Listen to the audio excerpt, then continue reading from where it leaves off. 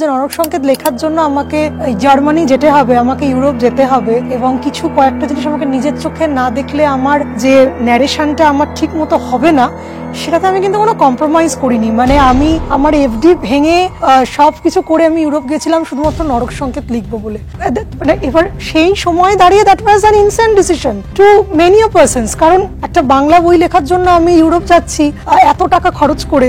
একজন second world ওয়ারের সময় একজন ওরাল হিস্টোরিয়ান ছিলেন পিএন ওক বলে, তিনি অনেক রকম এভিডেন্সেস দিয়ে প্রুফ করেছিলেন যে Taj Mahal was actually a Shiv temple and সেটাকে শাহজাহান অ্যাকোয়ার করেছিলেন, অ্যাকোয়ার করে হি ট্রান্সফর্ম ইট ইনটু আ মজলিয়াম। এবার আমি কিন্তু সেটার মধ্যে ঢুকিনি, মানে আমি তো I am not a historian. সেইটার উপর বেস করে ভারতবর্ষে একটা রেস্টলেস কন্ডিশন শুরু হচ্ছে। বাংলা সাহিত্যে এই প্রথম বাউন্সার নিয়ে লেখক বইমেলায়, এবং সেখানে অনেক বয়স্ক সাহিত্যিক যারা আমার প্রণম্য সাহিত্যিক তারা কমেন্ট করেছেন, ছি ছি কি বিশ্রী দৃশ্য, ভাবলেই কানে আঙুল দিতে হয়।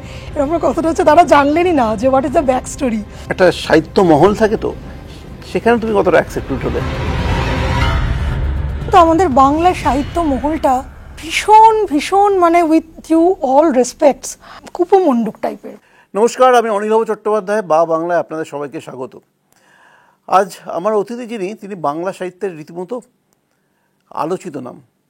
আলোচিত নামও বলতে পারেন, আলোড়িত নামও বলতে পারেন, কারণ তার উপন্যাস বেরোনো মানে প্রি বুকিং রীতিমতো চমকে দেয় কলেজ স্ট্রিট পাড়া বা বই পাড়ার সমস্ত প্রকাশকদের। এবং তিনি কবে বই লিখছেন, তার উপন্যাস কবে আসছে, তা নিয়েও পাঠকদের কিন্তু একটা দীর্ঘ অপেক্ষা চলে। এই মুহূর্তে বাংলা সাহিত্যের সবচেয়ে আলোচিত নাম, বেস্টসেলার, যিনি দিনের পর দিন বেস্টসেলার দিয়ে আসছেন আমাদের কলেজ স্ট্রিট পাড়াকে, বই পাড়াকে, সেই সাহিত্যিক দেবারতী মুখোপাধ্যায় আজ আমাদের অতিথি। থ্যাংক ইউ দেবারতী, আসার জন্য থ্যাংক ইউ সো মাচ। তোমাকে অনেক ধন্যবাদ আমাকে আমন্ত্রণ জানানোর জন্য। অ্যাবসলিউটলি, আমার মনে হয় যে এটা একটা এমন প্ল্যাটফর্ম যেখানে আমরা গল্প করতে পারি, নিজেদের মধ্যে ভাবনা চিন্তার আদান প্রদান করতে পারি। কটা উপন্যাস হলো এখন অব্দি?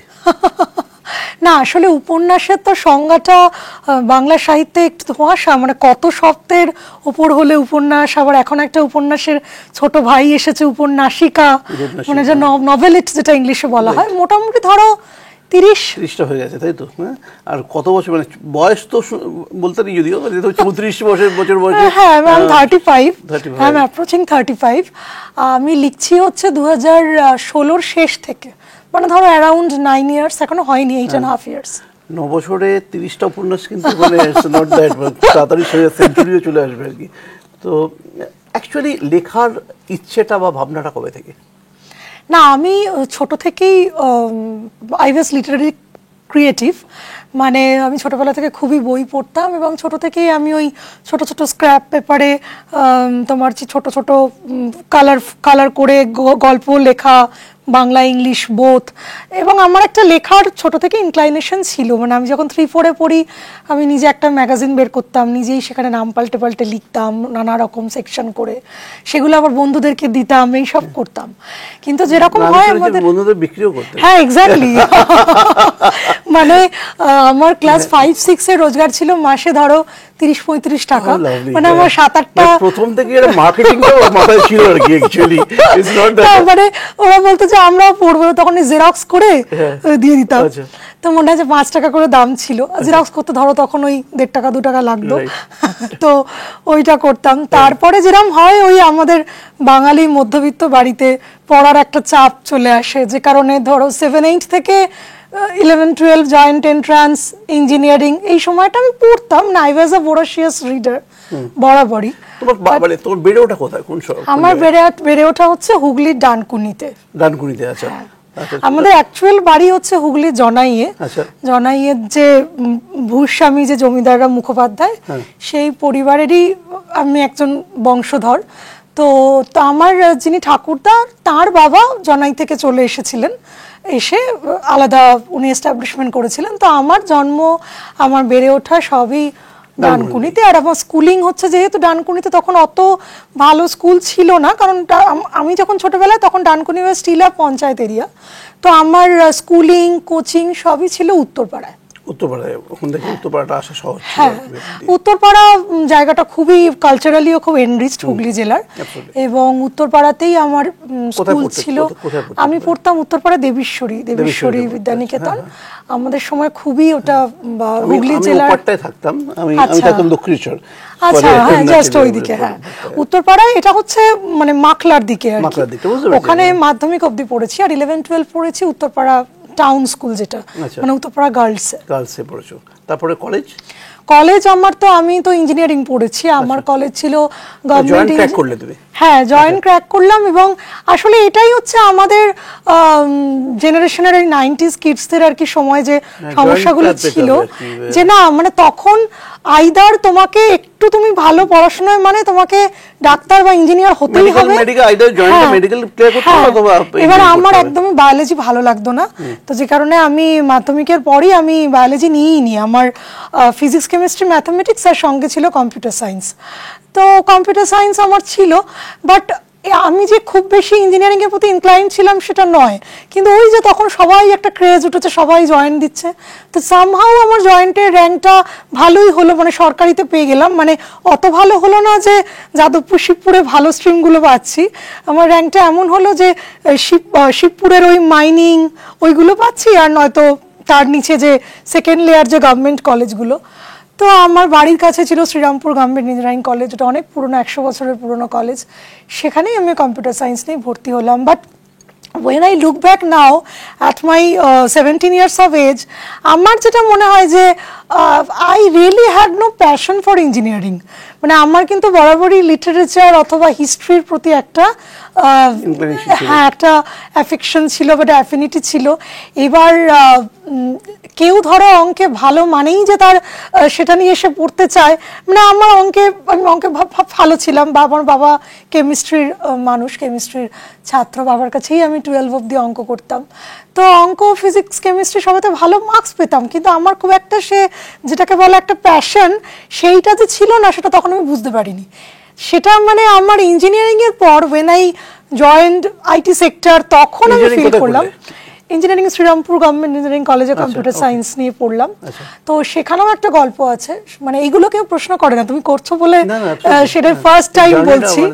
হ্যাঁ, মানে সবাই লিটারারি প্রশ্নই করেন।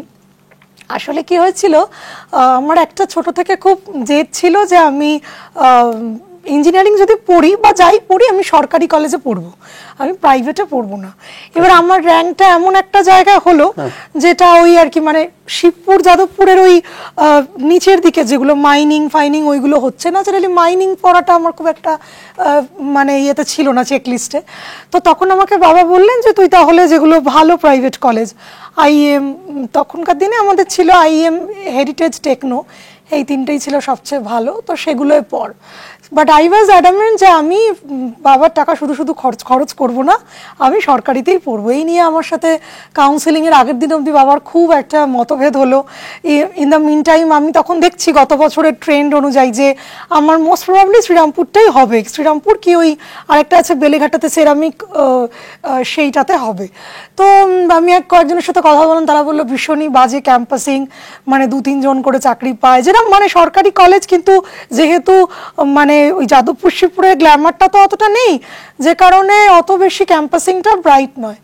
বাট স্টিল মানে আই ওয়াজ অ্যাডামেন্ট যে আমি সরকারিতেই পড়বো। আমি বাবাকে বলেছিলাম যে যদি একজনও চাকরি পায় সেটা আমি পাবো, এবং ইভেনচুয়ালি সেটাই হয়েছিল। টোটাল কলেজ থেকে 2 জন চাকরি পেয়েছিল আমাদের সময় অন ক্যাম্পাসিংয়ে, I was one of them.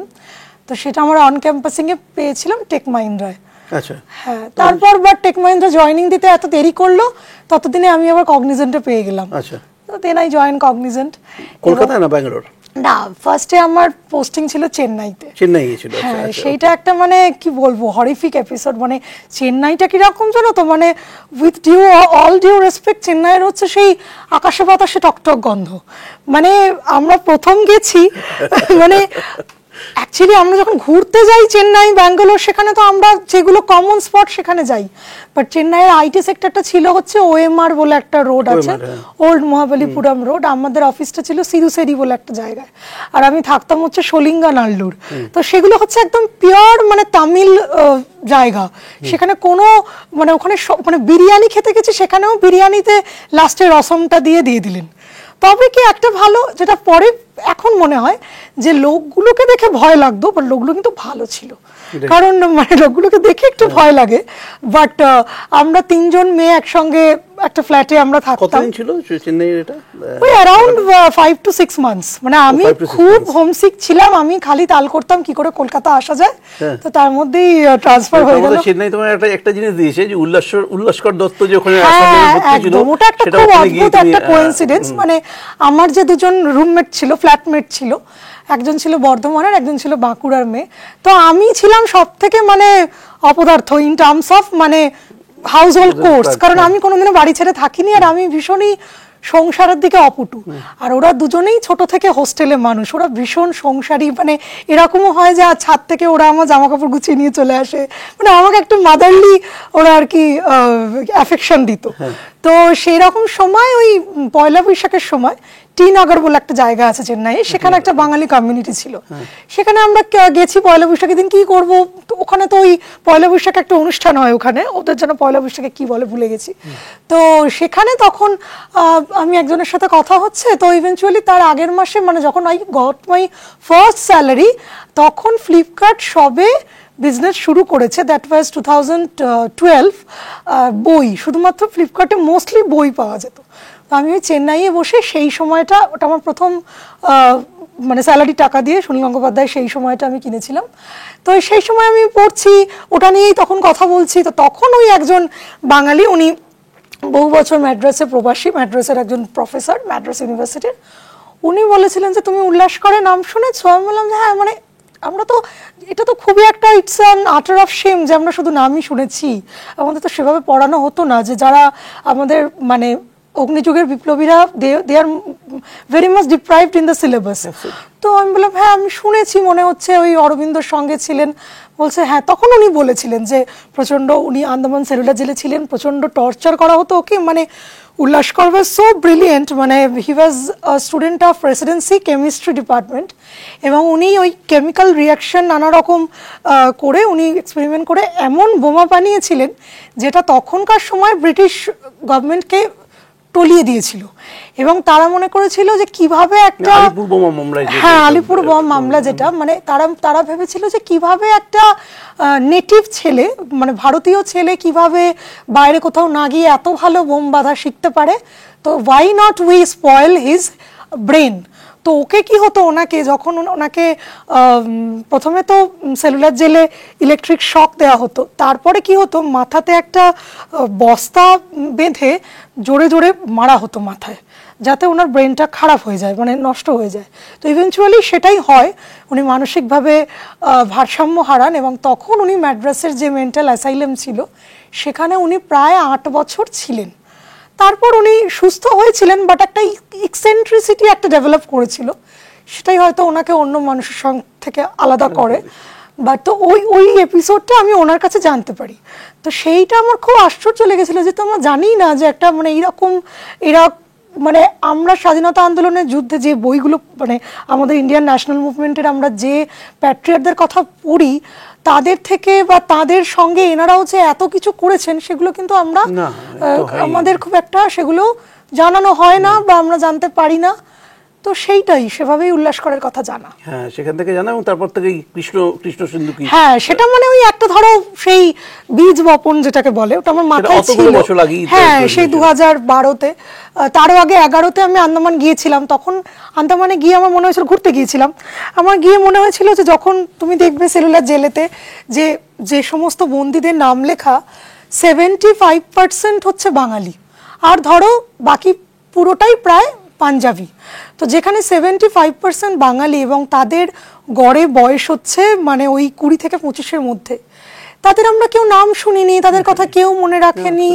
এবং নট অনলি দ্যাট, আন্দামানের এয়ারপোর্টটাও কিন্তু কোনো বাঙালির নামে নয়, এবং মানে বাঙালিদের সেখানে কোনো অনারই খুব একটা করা হয়নি। আমি মাঝে মাঝে ভাবি, যে ভাবি বা আমি বলেওছি অনেক জায়গায়, যে তুমি যদি দেখো যে স্বাধীনতা আন্দোলনের সবচেয়ে কন্ট্রিবিউশন দুটো জাতির, সেটা হচ্ছে বাঙালি আর পাঞ্জাবি, এবং এই দুটো জাতিকেই সবচেয়ে বেশি স্বাধীনতার কষ্ট একদম পার্টিশনের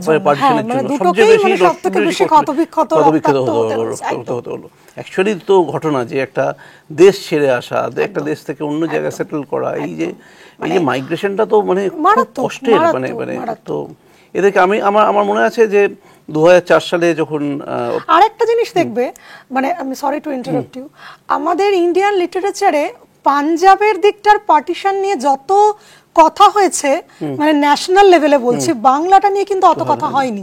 বাঙালি লেখকরা লিখেছেন, সিনেমা বানিয়েছেন, তারপরে প্রচুর অতীন বন্দ্যোপাধ্যায়, প্রফুল্ল রায়ের অনেক লেখা আছে, হুমায়ুন আহমেদের ৭১ আছে, তারও আগে ৪৭ দেশভাগের আছে, কিন্তু মানে ওটাকে যেরকম একটা ন্যাশনাল প্যান ইন্ডিয়া এক্সপোজার পেয়েছে, বাংলাটা কিন্তু রিজিওনালি এই ব্যাপারটা নিয়ে একবার আমি একটা টেলিভিশন চ্যানেলে একবার নিয়ে আলোচনা হয়েছিল যে বাংলায় দেশপ্রেমের সিনেমা হয় না কেন। তো আমি বললাম, আমরা দেশপ্রেমের সিনেমা, যেটা আজকে ধরুন মানে যে দেশপ্রেমের সিনেমা বলতে যেগুলো হচ্ছে সেগুলো তো যুদ্ধের সিনেমা বেসিক্যালি, উড়ি বলো বা যেই সিনেমাগুলোই হোক, অ্যাকশন মুভিজ, এগুলো যুদ্ধের cinema basically, war movie basically. কিন্তু আমরা দেশপ্রেমের সিনেমা বলতে আমরা কিন্তু পার্টিশনের সিনেমা বানাতে হচ্ছে আমাদের কিন্তু দেশপ্রেমের জায়গাটাতে সবচেয়ে ঢেকে দিয়েছে দেশভাগের যন্ত্রণা। তো এটা মানতেই হবে, ঋত্বিক ঘটককে বারবার করে ওই গল্পই ফিরে আসতে হয়েছে। তো ন্যাচারালি আমরা সবচেয়ে বেশি কষ্টটা ভোগ করলাম কিন্তু আলটিমেটলি, মানে আমার মনে হয় কি, এই যে সমস্ত আদর্শবাদী যে বাঙালিরা তখন ছিলেন, এই সমস্ত তরুণরা, তারা বোধহয় খুব বোকাই ছিলেন, কারণ তারা নিজেদের স্বার্থের কথা ভাবেননি, তাদের যে জীবনটা কি হবে সেটা ভাবেননি। ওরা পুরো সমস্ত দিক বিদিক, মানে ওদেরকে যেভাবে অনুশীলন সমিতি বা ওই রেভলিউশনারি সোসাইটিতে সভ্য করা হতো, একটা অন্ধকার ঘরের মধ্যে একটা মূর্তি থাকতো, সেটা হচ্ছে ভারত মাতা, এবং ভারত মাতার হাতে পায়ে বেরি বাঁধা, তাকে বলা হতো তুমি প্রতিজ্ঞা করো তুমি তোমার মাকে মুক্ত করবে। সেই যে একটা মানে তার মধ্যে একটা সেই রক্ত গরম করা একটা আবেগের সঞ্চার করা হতো, কিন্তু আলটিমেটলি কিন্তু দেখবে কোনো নেতা কিন্তু খুব একটা এফেক্টেড হন না, যারা কিন্তু মানে ফিল্ডে লড়েছেন তারাই কিন্তু এফেক্টেড হন। অ্যাবসলিউটলি তাই, মানে সেটা মানে চিরকালই হয়ে আসছে, এখনো হয়ে আসছে আর কি। তো এই যে লেখালেখির ব্যাপারটার মধ্যেই বললে যে তখন আইটি সেক্টর ফিরে এলে, তারপরে সেখানে এসে তারপরে কি ইউপিএসসির প্রিপারেশন? হ্যাঁ, মানে তারপর তো চেন্নাই থেকে ফিরে এলাম কলকাতায়। এবার তারপর আমি কলকাতায় I was posted in Technopolis sector 5-এ, আমি কগনিজেন্টে ছিলাম। তো এবার তখন আমার মনে হতে লাগলো কি, প্রতিদিনই সকালে ধরো 8টায় বেরোই, 8টা সাড়ে 8টায় বেরোই, রাতে ধরো 8:30 9টায় ফিরি। এবার আমার যে সঙ্গে যে বন্ধুরা, মানে আমারই এজের যারা ঢুকেছে, ইয়াং ইঞ্জিনিয়ার্স, তারা তারপরে ধরো কোথাও খেতে যাচ্ছে, ক্যাফেতে যাচ্ছে, পার্টিতে যাচ্ছে। কিন্তু আমার মনে হতো যে আমি যদি এখন পার্টি করি বা এখন যদি এনজয় করি, এখন না হয় আমার 21 বছর বয়স, আমার যখন 41 বছর বয়স হবে, weather I will be able to continue this job, মানে সারা জীবন এরকম একটা চাকরি সর্বস্ব জীবন, এটা আমার একদমই পছন্দ ছিল না। এবং ছোট থেকে আমার যেহেতু আমি অনেক কিছু করতাম, কুইজ, ডিবেট, নাটক, তাৎক্ষণিক বক্তৃতা, এই সমস্ত করতাম, তো আমার একটা ইচ্ছা ছিল, অনেকে আমাকে এটা নিয়ে ইন্সপায়ারও করতেন ইউপিএসসির জন্য। তখন আমার মনে হয় যে আমি ইউপিএসসির জন্য প্রিপারেশন শুরু করি। বাট ইভেনচুয়ালি ওই আর কি ম্যান প্রপোজেস গড ডিসপোজেস, ইউপিএসসিতে আমি প্রিলিমস দিই, মেন্স দিই, ইন্টারভিউতে সে বছর হয় না। তারপরের বার যে আর দেবো, তার আগে আমি এতগুলো চাকরি পেয়ে গেলাম, ওই তখন আর কি রেমুনারেশন ওয়াইজ, লোকেশন ওয়াইজ, আমার ব্যাংকে যেটা প্রফেশনারি অফিসার সেটাই ভালো ছিল, অ্যান্ড আই জয়েন দ্যাট। তো সেটা মোটামুটি ঠিকই চলছিল। তারপরে আমার আবার সেই মাথায় পোকা নড়লো যে এটাও তো আমি ঠিক আছে, মানে স্টেবল জব হলেও আমার তো কোনো প্যাশন আমি পার্সু করতে পারছি না। তখন নিজে বুঝতে পারছিলে যে আমার প্যাশনটা কি অ্যাকচুয়ালি? না, আমি তো ছোট থেকেই লিখতাম। ধরো ছোট থেকে আমি যখন 5-এ পড়ি, তখন হচ্ছে আমি যখন 5-এ পড়ি তখন হচ্ছে মিলেনিয়াম আসে, 2000 সাল। তো তখন মানে ব্র্যান্ডের নাম করেই বলছি, সংবাদ প্রতিদিনের একটা খুব বড় ক্রিয়েটিভ রাইটিং কম্পিটিশন হয়েছিল, কথা প্রবন্ধে মিলেনিয়াম। সেইটাতে প্রথম 20 জনকে ওনারা সিলেক্ট করেছিলেন, এবং সেটা কোনো বয়সের বার ছিল না, মানে যে কোনো বয়সে যে কেউ। তো আমি ওটাতে তারা প্রথম হয়েছিলেন দিল্লি থেকে একজন, সেকেন্ড হয়েছিলেন এরকম, আমি I was one of the youngest. আমি যখন ক্লাস 5-এ পড়ি, এবং আমাদের খুব বড় করে একটা পুরস্কার বিতরণী, কাগজে ছবি টবি দেওয়া, অনেক কিছু করা হয়েছিল। তো গোর্কি সদনে আমি প্রাইজ নিতে গিয়েছিলাম। তো আমাদের জাজেসদের মধ্যে ছিলেন সুনীল গঙ্গোপাধ্যায়, বিভাস চক্রবর্তী, সৌমিত্র চট্টোপাধ্যায়। তো সুনীল গঙ্গোপাধ্যায় যখন আমাকে পুরস্কারটা দিচ্ছেন, আমাকে বলছেন, তুমি এইটুকু মেয়ে, তুমি বড় হয়ে কি হতে চাও? আমি বলেছিলাম আমি বড় হয়ে রাইটার হতে চাই। সেটা কিন্তু আমি মন থেকেই বলেছিলাম, কারণ মানে I was a die hard fan of Sunil Gangopadhyay. তখন তো ক্লাস 4-5-এ তো শুধু কাকাবাবু, রণজয়, গুটুলি ওগুলোই। তো তখন উনি খুব খুশি হয়েছিলেন, উনি তখন আমাকে খুব মাথায় হাত দিয়ে আশীর্বাদ করেছিলেন। তো ছোট থেকে আমার লেখার প্রতি একটা দেখো, লেখার প্রতি প্যাশন এক জিনিস, আর প্রফেশনালি কন্টিনিউয়াসলি ডেলিভার করে যাওয়া দুটো কিন্তু ডিফারেন্ট। মানে সেই জায়গায় বুঝতে চাইছি অ্যাকচুয়ালি মানে এবার কি হলো আমি তোমাকে বলছি, ছোটবেলায় একটা লেখা লিখতে ভালোবাসি একরকম, আর আমি এটাকে আমার প্যাশনটাকে ফলো করব আমি আমার লাইফে। সেটা কি হলো, যখন আমি ব্যাংকে রয়েছি তখন আমার মনে হতো যে আমি অফিস যাই আসি, ঠিক আছে বই পড়ি, কিন্তু আমাকে কিছু একটা করতে হবে, মানে আমার ক্রিয়েটিভিটিটাকে আমি কিভাবে এক্সপ্লোর করতে পারি। এবার যাই হোক, তো আমি ছোট থেকে মনে হয় আর কি সবকিছু অনেক কিছুই করতাম, বেহালা বাজাতাম, নাটক করতাম, সব অনেক কিছুই করতাম। যাই হোক, তো তখন আমার মনে হলো যে আমি বরং একটা উপন্যাস লেখার চেষ্টা করে দেখি। তো সেই সময় আমরা ভুটান ঘুরতে গেছিলাম।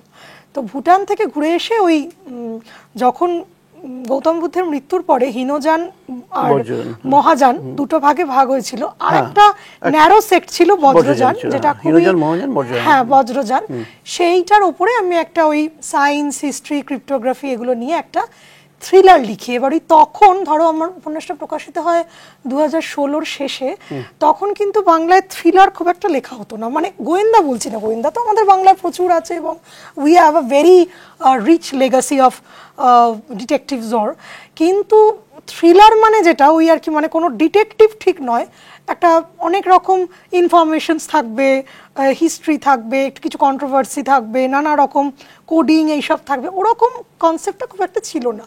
তো আমার মনে হয়েছিল যে এইটাতে আমি লিখি। তো সেইটা আমি নর্মালি লিখেছি 2016-র শেষে, তার 1 মাস পরেই বইমেলা।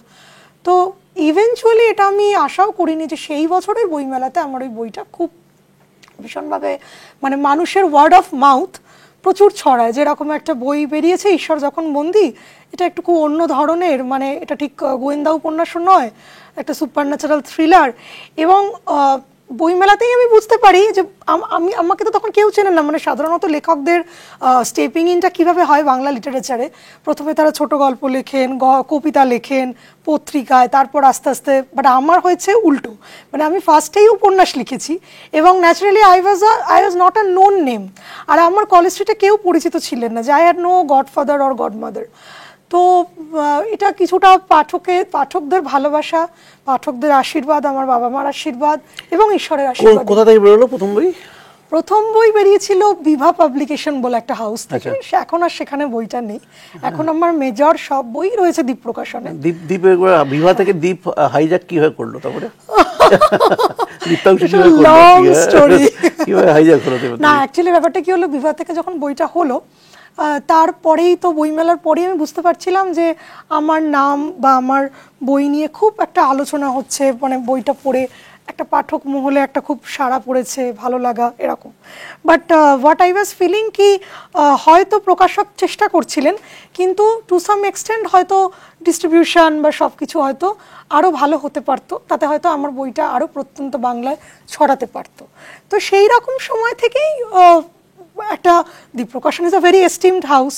আমার এখন এই মুহূর্তে বাংলায় 3টে হাউস থেকে বই আছে, দীপ প্রকাশন, পত্রভারতী আর দেব সাহিত্য কুটির। তো দে আর অল রিনাউন্ড হাউসেস, অ্যান্ড তাদের একটা স্ট্রং ডিস্ট্রিবিউশন চ্যানেলস আছে, মানে তুমি ধরো বাঁকুড়া বা বীরভূমের কোনো প্রত্যন্ত গ্রামেও কিন্তু তাদের বইগুলো ইজিলি অ্যাভেলেবেল, সেটা কিন্তু একটা বড় ব্যাপার। তার কারণ এটা অনেকেই বলেন যে লেখক কেন বইয়ের কথা বলবেন, বাট আমার কথা হচ্ছে ওয়াই উড নট আই, তার কারণ দিনের শেষে book is also a product, book is also a commodity. এবার আজকে যদি আমার প্রকাশককে আমি সেই লাভটা না দিতে পারি, প্রফিটটা যদি তিনি না করতে পারেন, তাহলে তো তিনি আর ব্যবসা করবেন না। আমি না হয় সাহিত্য সৃষ্টির জন্য করছি, ওনার তো এটা bread and butter. And secondly আমরা কলেজ স্ট্রিটে দেখি যে অনেক ছোট ছোট হাউস আসছেন, তারা নিজেরা ভালোবেসে বাট এটা আমরা খবর রাখি না যে কত third generation fourth generation house তাদের ছেলেমেয়েরা কিন্তু আর বই ব্যবসায় থাকছে না, they are shifting towards the other business sectors. তো কেন? তার কারণ হচ্ছে ইনকনসিস্টেন্সি বাংলা লিটারেচারে। কিছুটা হচ্ছে আমাদের লেখকদের একটা মানে ওই যে একটা লার্জার দেন লাইফ হিসেবে দেখা হয়, মানে লেখক মানেই হচ্ছে তিনি তার বইয়ের কথা বলবেন না, তার লেখার কথা বলবেন না, তিনি বাজার থেকে মাছ কিনতে পারেন না, তার সব কিছুই ফ্রিতে হবে তা তো নয়। লেখকেও তো লেখকের পেটটা ভর্তি থাকলে তবে তো তিনি ডেলিভার করতে পারবেন। তো সেই দিক থেকে আমার তখন চিন্তা করতে শুরু করি যে কীভাবে আমি বাংলা সাহিত্য যে যে আমাকে এতগুলো বছর ধরে এন্টারটেন করেছে, বাংলা সাহিত্যর সঙ্গে আমি ছোট থেকে ওতপ্রোতভাবে জড়িয়ে রয়েছি, কিভাবে আমি সেটাতে একটু হলেও কন্ট্রিবিউট করতে পারি। তখন আমার মনে হয় যে তুমি দেখো আজ থেকে 50-60 বছর আগে আমাদের কোনো বিনোদন ছিল না। আমাদের যারা ঠাকুমা দিদিমা তারা দুপুরবেলা খেয়ে দিয়ে উঠে একটা করে উপন্যাস, শরৎবাবু বঙ্কিমবাবুর উপন্যাস নিয়ে কি আশাপূর্ণা দেবীর উপন্যাস নিয়ে তারা বসতেন, বিকজ তাদের আর কোনো অপশনস ছিল না। তারপরে দেখো তুমি 80s 90s টিভি এলো, আর এখন তো ছেড়েই দাও, মানে তুমি একটা যে কোনো তোমার যখন যে কন্টেন্ট মনে হবে you have the power to watch that right, মানে সেই রাইট অ্যাট দ্যাট মোমেন্ট। তো প্লাস তোমার এত ওটিটি, এত তোমার সোশ্যাল মিডিয়া, এত গেমস, মানে তোমাকে এন্টারটেন করার জন্য হাজার হাজার আনটিন্থ নাম্বার অফ মোডস। তাহলে মানে শুধু শুধু একজন মানুষ তিনি বই কেন পড়বেন যদি না আমি তাকে এক্সেপশনাল কোনো কন্টেন্ট দিয়ে তাকে আমি না কনভিন্স করতে পারি। This is all the theory of economics. মানে শুধু তো ওই বাংলা সাহিত্যের পাশে দাঁড়ান বললে হয় না, আমাকে তো সেইটা তাকে টানতে হবে। তো এবার দেখো কিছু মানুষ বলবেন আমরা সবসময়ই বই পড়ি, সেটা অন্য জিনিস। যারা বই প্রেমী হন, আমি যেমন এখনও I am a reader person, আমার যদি কোনো জিনিস জানার হয়, ধরো কোনো একটা নতুন জিনিস আমি জানবো, অনেকেই তো আছে যারা ইউটিউবে দেখে নেন, আমি কিন্তু সেটার কোনো পিডিএফ খুঁজি বা সেটার কোনো বই খুঁজি অ্যামাজন থেকে, সেটার কোনো ইবুক খুঁজি, মানে আমি একটুখানি পড়ে আমার ব্রেনে আমি অ্যাবজর্বটা তাড়াতাড়ি করতে পারি। বাট সেটা তো সেটা যদি 10% মানুষ হয়, তাদের দিয়ে তো একটা ইন্ডাস্ট্রি চলবে না। মানে আমার লক্ষ্য ছিল যে যারা একদম পিওর বুক লাভার তারা তো বই পড়বেনই, তারা যাই হোক না কেন, মানে এর থেকে আরও বেশি এন্টারটেনমেন্ট মোড কিছু চলে এলেও বই পড়বেন। বাট যিনি বই পড়েন না, যার বই পড়ার অভ্যেস নেই, বা ধরো আগে বই পড়তো খুব ছোটবেলায়, এখন আর বই পড়ার অভ্যেস তার চলে গেছে, social media, OTT, web series, cinema, তাদেরকে আমি কিভাবে ফিরিয়ে আনতে পারি। তো সেইটা থেকে আমার মনে হয়েছিল যে I have to continuously deliver exceptional contents to some extent, যাতে তারা ওই প্রতি 30 সেকেন্ডে তো রিলেতে নতুন নতুন কন্টেন্ট, মানুষের অ্যাটেনশন রিটেন করাটাই ইজ ভেরি ডিফিকাল্ট। তো সেটা থেকে যখন এখন আমি অনেক প্রত্যন্ত বাংলায় যাই, ধরো বইমেলা উদ্বোধন করতে, মানে অনেক এবারেই যেমন শিলিগুড়ি বইমেলা গিয়েছিলাম, বাঁকুড়া বইমেলা, বিষ্ণুপুর আগের বছর গিয়েছিলাম, বোলপুর, অনেক প্রত্যন্ত গ্রামে যাই, সেখানে যখন দেখি যে কোনো ইয়াং জেনারেশনের ছেলেমেয়েও কিন্তু আমার বই পড়ছে, বা অনেকেই বলেন যে আমার ছোটবেলায় খুব বই পড়ার অভ্যেস ছিল কিন্তু মাঝে কয়েক বছর কোনো বই পড়িনি, কিন্তু আপনার বই আমি ধরে ছাড়তে পারিনি, 3-4 ঘন্টা শেষ করেছি, সেটা একটা সামান্য নিজেকে একটু ভালো লাগা দেয় যে it's just my process of giving back to the society. আচ্ছা, তো এই যে ধরো মানে বই সাবজেক্ট সিলেকশন থেকে আরম্ভ করে একদম এন্ড প্রোডাক্ট অবধি, এটার সঙ্গে পুরোটার সঙ্গে তুমি থাকো। মানে আমি বলতে চাইছি যে তার মার্কেটিং, তুমি যেটা বলছো যে নিজের বইয়ের কথা নিজেকে বলতে হবে, হ্যাঁ, তো এই প্ল্যানিংটা কীভাবে থাকে? মানে যখন তোমার বইটা ছেপে আসছে, তার আগে ধরো প্রি সেল হচ্ছে, প্রি বুকিং হচ্ছে, এই সমস্ত কিছু হচ্ছে, তার সঙ্গে সঙ্গে তোমার পার্সোনাল মার্কেটিং সাপোর্ট কীরকম থাকে? না, ফার্স্ট যেটা আমি বলবো, প্রথম যেটা আমার জীবনের মূল মন্ত্র সেটা হচ্ছে I never do cheating with my readers. মানে প্রথম হচ্ছে তোমাকে লেখাটা ঠিকঠাক করতে হবে। মানে এটা নয় যে আমার এখন একটা সাবস্ট্যান্সিভ রিডার্স বেস তৈরি হয়েছে বলে আমি যা লিখবো পাঠকরা সেটা বিশ্বাস করে কিনবেন, কিনে দেখবেন তারা প্লেজড হলেন না, সেটা তো ঠকানো হলো। আর পাঠকদের ঠকিয়ে তো বেশি দিন সাস্টেন করা কোনো লেখকের পক্ষে সম্ভব নয়। সুতরাং প্রথম হচ্ছে আমি যখন লেখাটা লিখি তার জন্য আমি কিছু মানে কোনো রকম খামতি রাখি না, মানে সেটা যেটাই দরকার হোক, মানে যখন তোমার প্রত্যেকটা উপন্যাসই রিসার্চ ধর্মীয়। হ্যাঁ, এবং নট অনলি দ্যাট, এখন ধরো আমার না হয় সত্যি কথা বলতে কি ইকোনমিক্যালি মানে রাইটিং কেরিয়ার আমাকে অনেকটা একটা বুস্ট বা একটা ধরো লিভারেজ দেয়। বাট যখন আমি একদম প্রথম ছিলাম, নরক সংকেত আমার সেকেন্ড উপন্যাস, তখন কিন্তু আমি কোনোদিন আশাও করিনি যে আমি লেখা থেকে এত ফেম বা মানিটারি এভরিথিং এত কিছু পাবো। বাট তখনও যখন আমার মনে হয়েছিল যে নরক সংকেত লেখার জন্য আমাকে জার্মানি যেতে হবে, আমাকে ইউরোপ যেতে হবে, এবং কিছু কয়েকটা জিনিস আমাকে নিজের চোখে না দেখলে আমার যে ন্যারেশনটা আমার ঠিক মতো হবে না, সেটাতে আমি কিন্তু কোনো কম্প্রোমাইজ করিনি। মানে আমি আমার এফডি ভেঙে সব কিছু করে আমি ইউরোপ গেছিলাম শুধুমাত্র নরক সংকেত লিখবো বলে। মানে এবার সেই সময় দাঁড়িয়ে that was an innocent decision to many persons. কারণ বাংলা বই লেখার জন্য, একটা বাংলা বই লেখার জন্য আমি ইউরোপ যাচ্ছি এত টাকা খরচ করে, এবং সেটা নিয়ে মানে, কিন্তু আমার মনে হয়েছিল যে এগুলো কোথাও না কোথাও মানুষকে তার লিভারেজটা দেয়। এরকম যখন যেটা হয়েছে, মানে ধরো আমার যেমন একটা উপন্যাস আছে গ্লানির ভবতি ভারত, সেটা ত্রিবেণীর একজন পণ্ডিতকে নিয়ে লেখা, জগন্নাথ তর্কপঞ্চানন। উনি প্রায় 120 বছর বেঁচে ছিলেন এবং হি ওয়াজ এক্সট্রিমলি মানে শ্রুতিধর। মানে ওনার সম্বন্ধে অনেক মিথ শোনা যায় যে উনি ইংরেজি জানতেন না, সংস্কৃতির বিখ্যাত সংস্কৃতের পণ্ডিত, উনি ইংরেজি জানতেন না। তো একদিন উনি ত্রিবেণীর ঘাটে স্নান করতে গেছেন, দেখছেন যে একজন ইংরেজের সঙ্গে একজন ফরাসি, দুজনের ঝগড়া হচ্ছে, তর্ক হচ্ছে 1 ঘন্টা ঝগড়া, আদালতে গিয়ে বলে দিয়েছে। হ্যাঁ, তো সেইটা গিয়ে ইভেনচুয়ালি আদালতে গেছে এবং ওনাকে সাক্ষী হিসেবে ডেকেছে। উনি গিয়ে বলছেন যে আমি এটা বলতে পারবো না ওনারা কি নিয়ে কথা বলছিলেন, বাট আমি পুরো কনভারসেশনটা বলে দিচ্ছি বলে উনি গড় করে 1 ঘন্টা সংলাপটা পুরো দুজনের কথোপকথনটা বলে দিয়েছিলেন। তো ওনার আরো অনেক মানে খুব চমকপ্রদ ওনার লাইফটা। তো আমি যখন প্রথম ঠিক করলাম যে আমি ওনাকে নিয়ে লিখবো, আমি কিন্তু তখন বহুবার ত্রিবেণী গেছি। মানে ত্রিবেণী গিয়ে ত্রিবেণীর বাড়িতে ওনার গিয়ে পড়ে থাকতাম, যতভাবে ইনফরমেশন কালেক্ট করা যায়, হুগলি লাইব্রেরি, ন্যাশনাল লাইব্রেরি, মানে সেটা মানে ধরো আমার যে কোনো মানে সেটা ওই মানে বিদ্যাসাগরের যেটা বিদ্যাসাগরের ক্ষেত্রে কারমাটারে যাওয়া, বা গন্তব্য এখন 1 সভ্যতা দেরির ক্ষেত্রে গোয়াতে।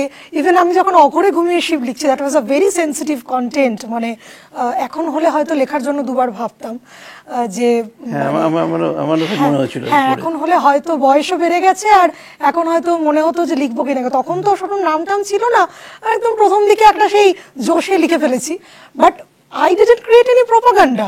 মানে আমার কিন্তু পুরো উপন্যাসটাই দাঁড়িয়ে আছে সাম্প্রদায়িক সম্প্রীতির ওপরে। এটা বলা যে নিজেদের মধ্যে খেই করলে এক্সটার্নাল টেরোরিজমরা তারাই কিন্তু বেনিফিটেড হন। যাই হোক, তো সেই সময় আমি যে কতবার আগ্রা গেছি, ইভেন এরকমও হয়েছে জুন মাসের গরমে, সাংঘাতিক গরম। তুমি সত্যি পেয়েছিলে তাজমহলের জায়গায় কিছু শিব মন্দির, যেটা তো না, সেটা তো আমার উপন্যাসের বিষয় নয়। আমার উপন্যাসের বিষয় হচ্ছে একজন সেকেন্ড ওয়ার্ল্ড ওয়ারের সময় একজন ওরাল হিস্টোরিয়ান ছিলেন P.N. ওক বলে। তিনি অনেক রকম এভিডেন্সেস দিয়ে প্রুফ করেছিলেন যে Taj Mahal was actually a Shiv temple and সেটাকে শাহজাহান অ্যাকোয়ার করেছিলেন, অ্যাকোয়ার করে হি ট্রান্সফর্ম ইট ইনটু আ মসলিয়াম। এবার আমি কিন্তু সেটার মধ্যে ঢুকিনি, মানে আমি তো আমি একটা হিস্টোরিয়ান।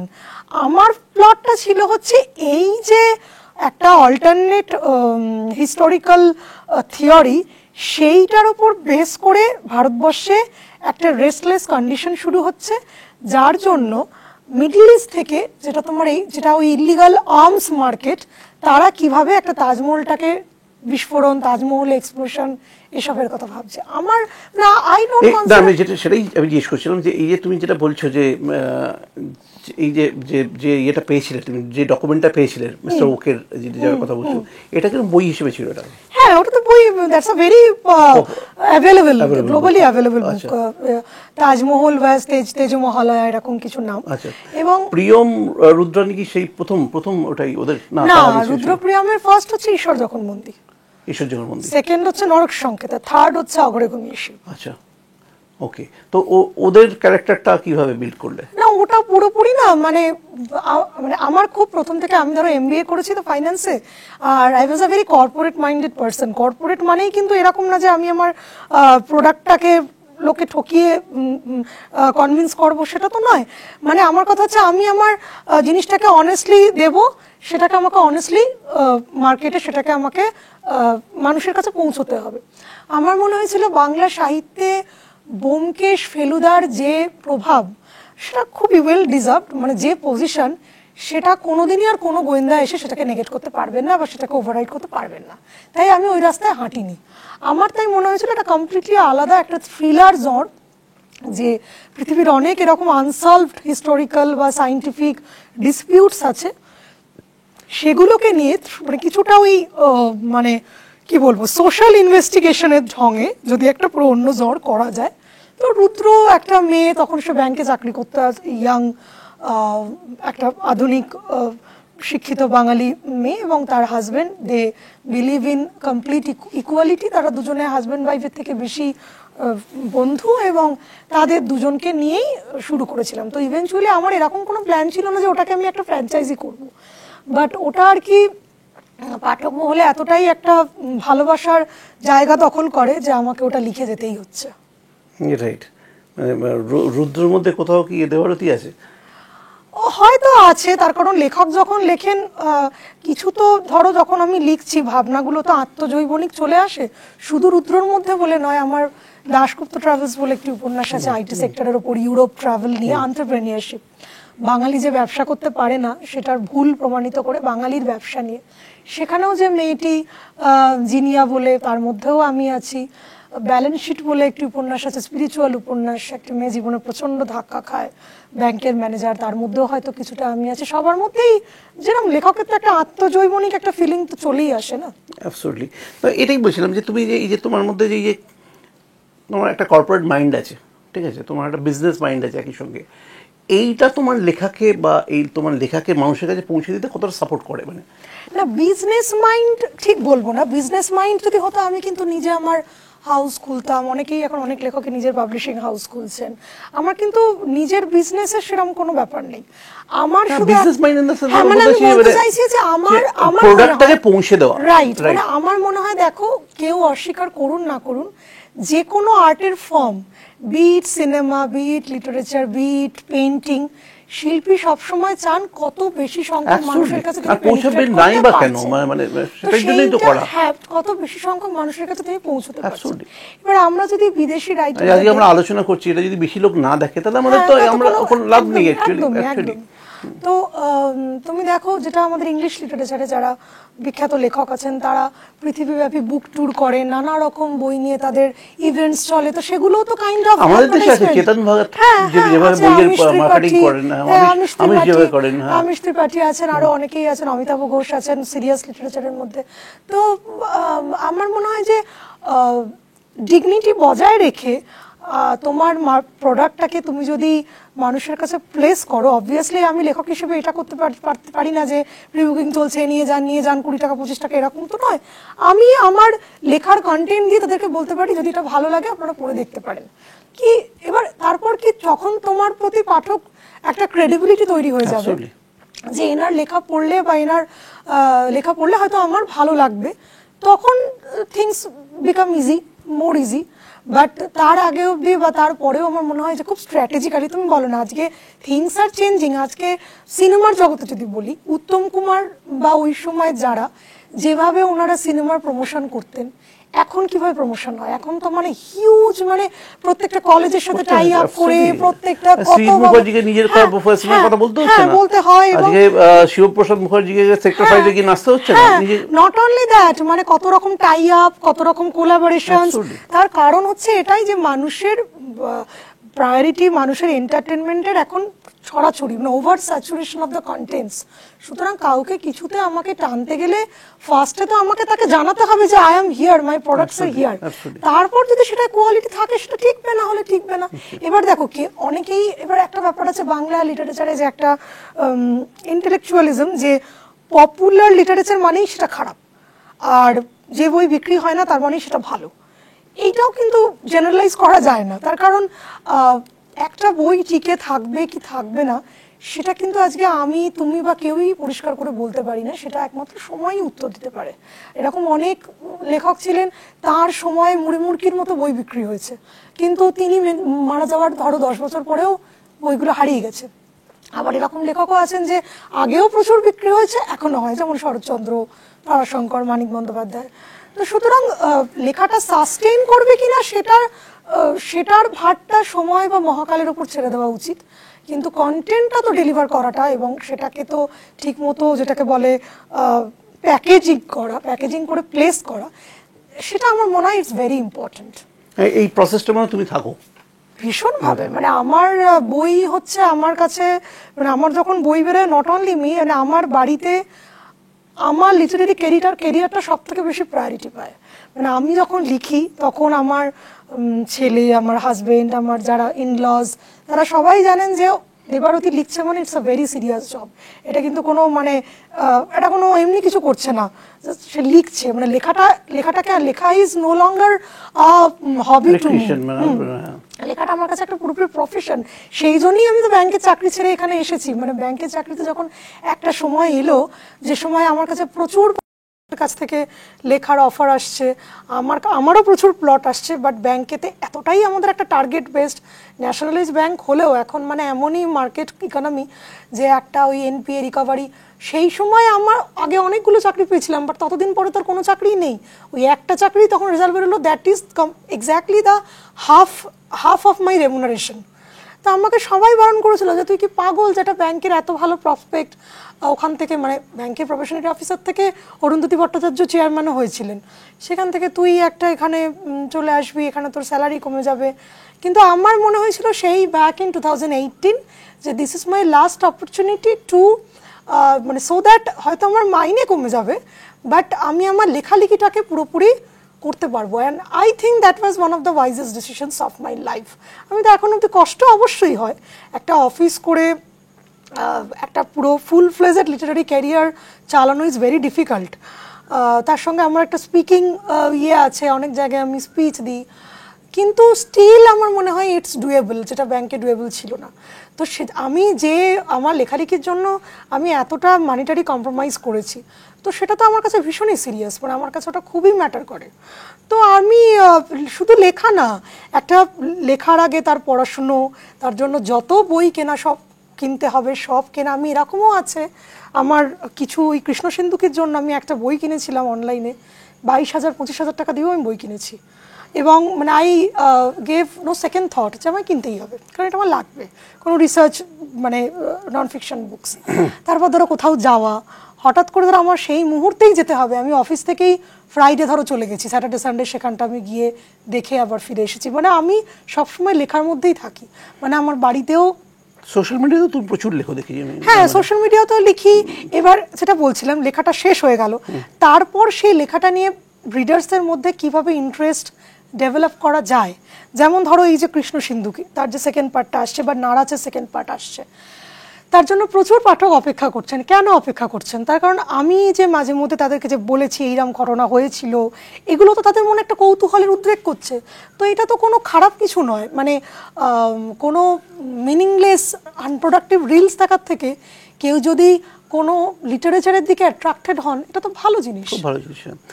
একটা জিনিস বলো, যে মানে একটা মেয়ে ডানকুনি থেকে এলো, প্রথমে একটা উপন্যাস লিখলো, তারপরেই সেটা উপন্যাসটা পপুলার হলো, তারপরে সে মোটামুটি কলকাতা বইমেলায় তাকে রীতিমতো বাউন্সার নিয়ে ঘুরতে হলো। তো এইটার মানে প্রতিক্রিয়াটা কীভাবে এলো, কি ফেস করতে হলো তারপরে? তুমি এই বাউন্সার কথাটা, তোমার দীপদা খুব ভালো বন্ধু, মেন কালপ্রিট ওয়াজ দীপদা, আর বাঁশটা খেয়েছিলাম আমি। মানে ব্যাপারটা কি হয়েছিল এটা আমি প্রচুর তারপরে বলেছি, এখন now I have stop myself from giving the clarification. সেটা হচ্ছে যে 2022-এর বইমেলায়, যে শনিবার না রবিবার আমি গিয়েছিলাম, খুব ভিড় হয়েছিল।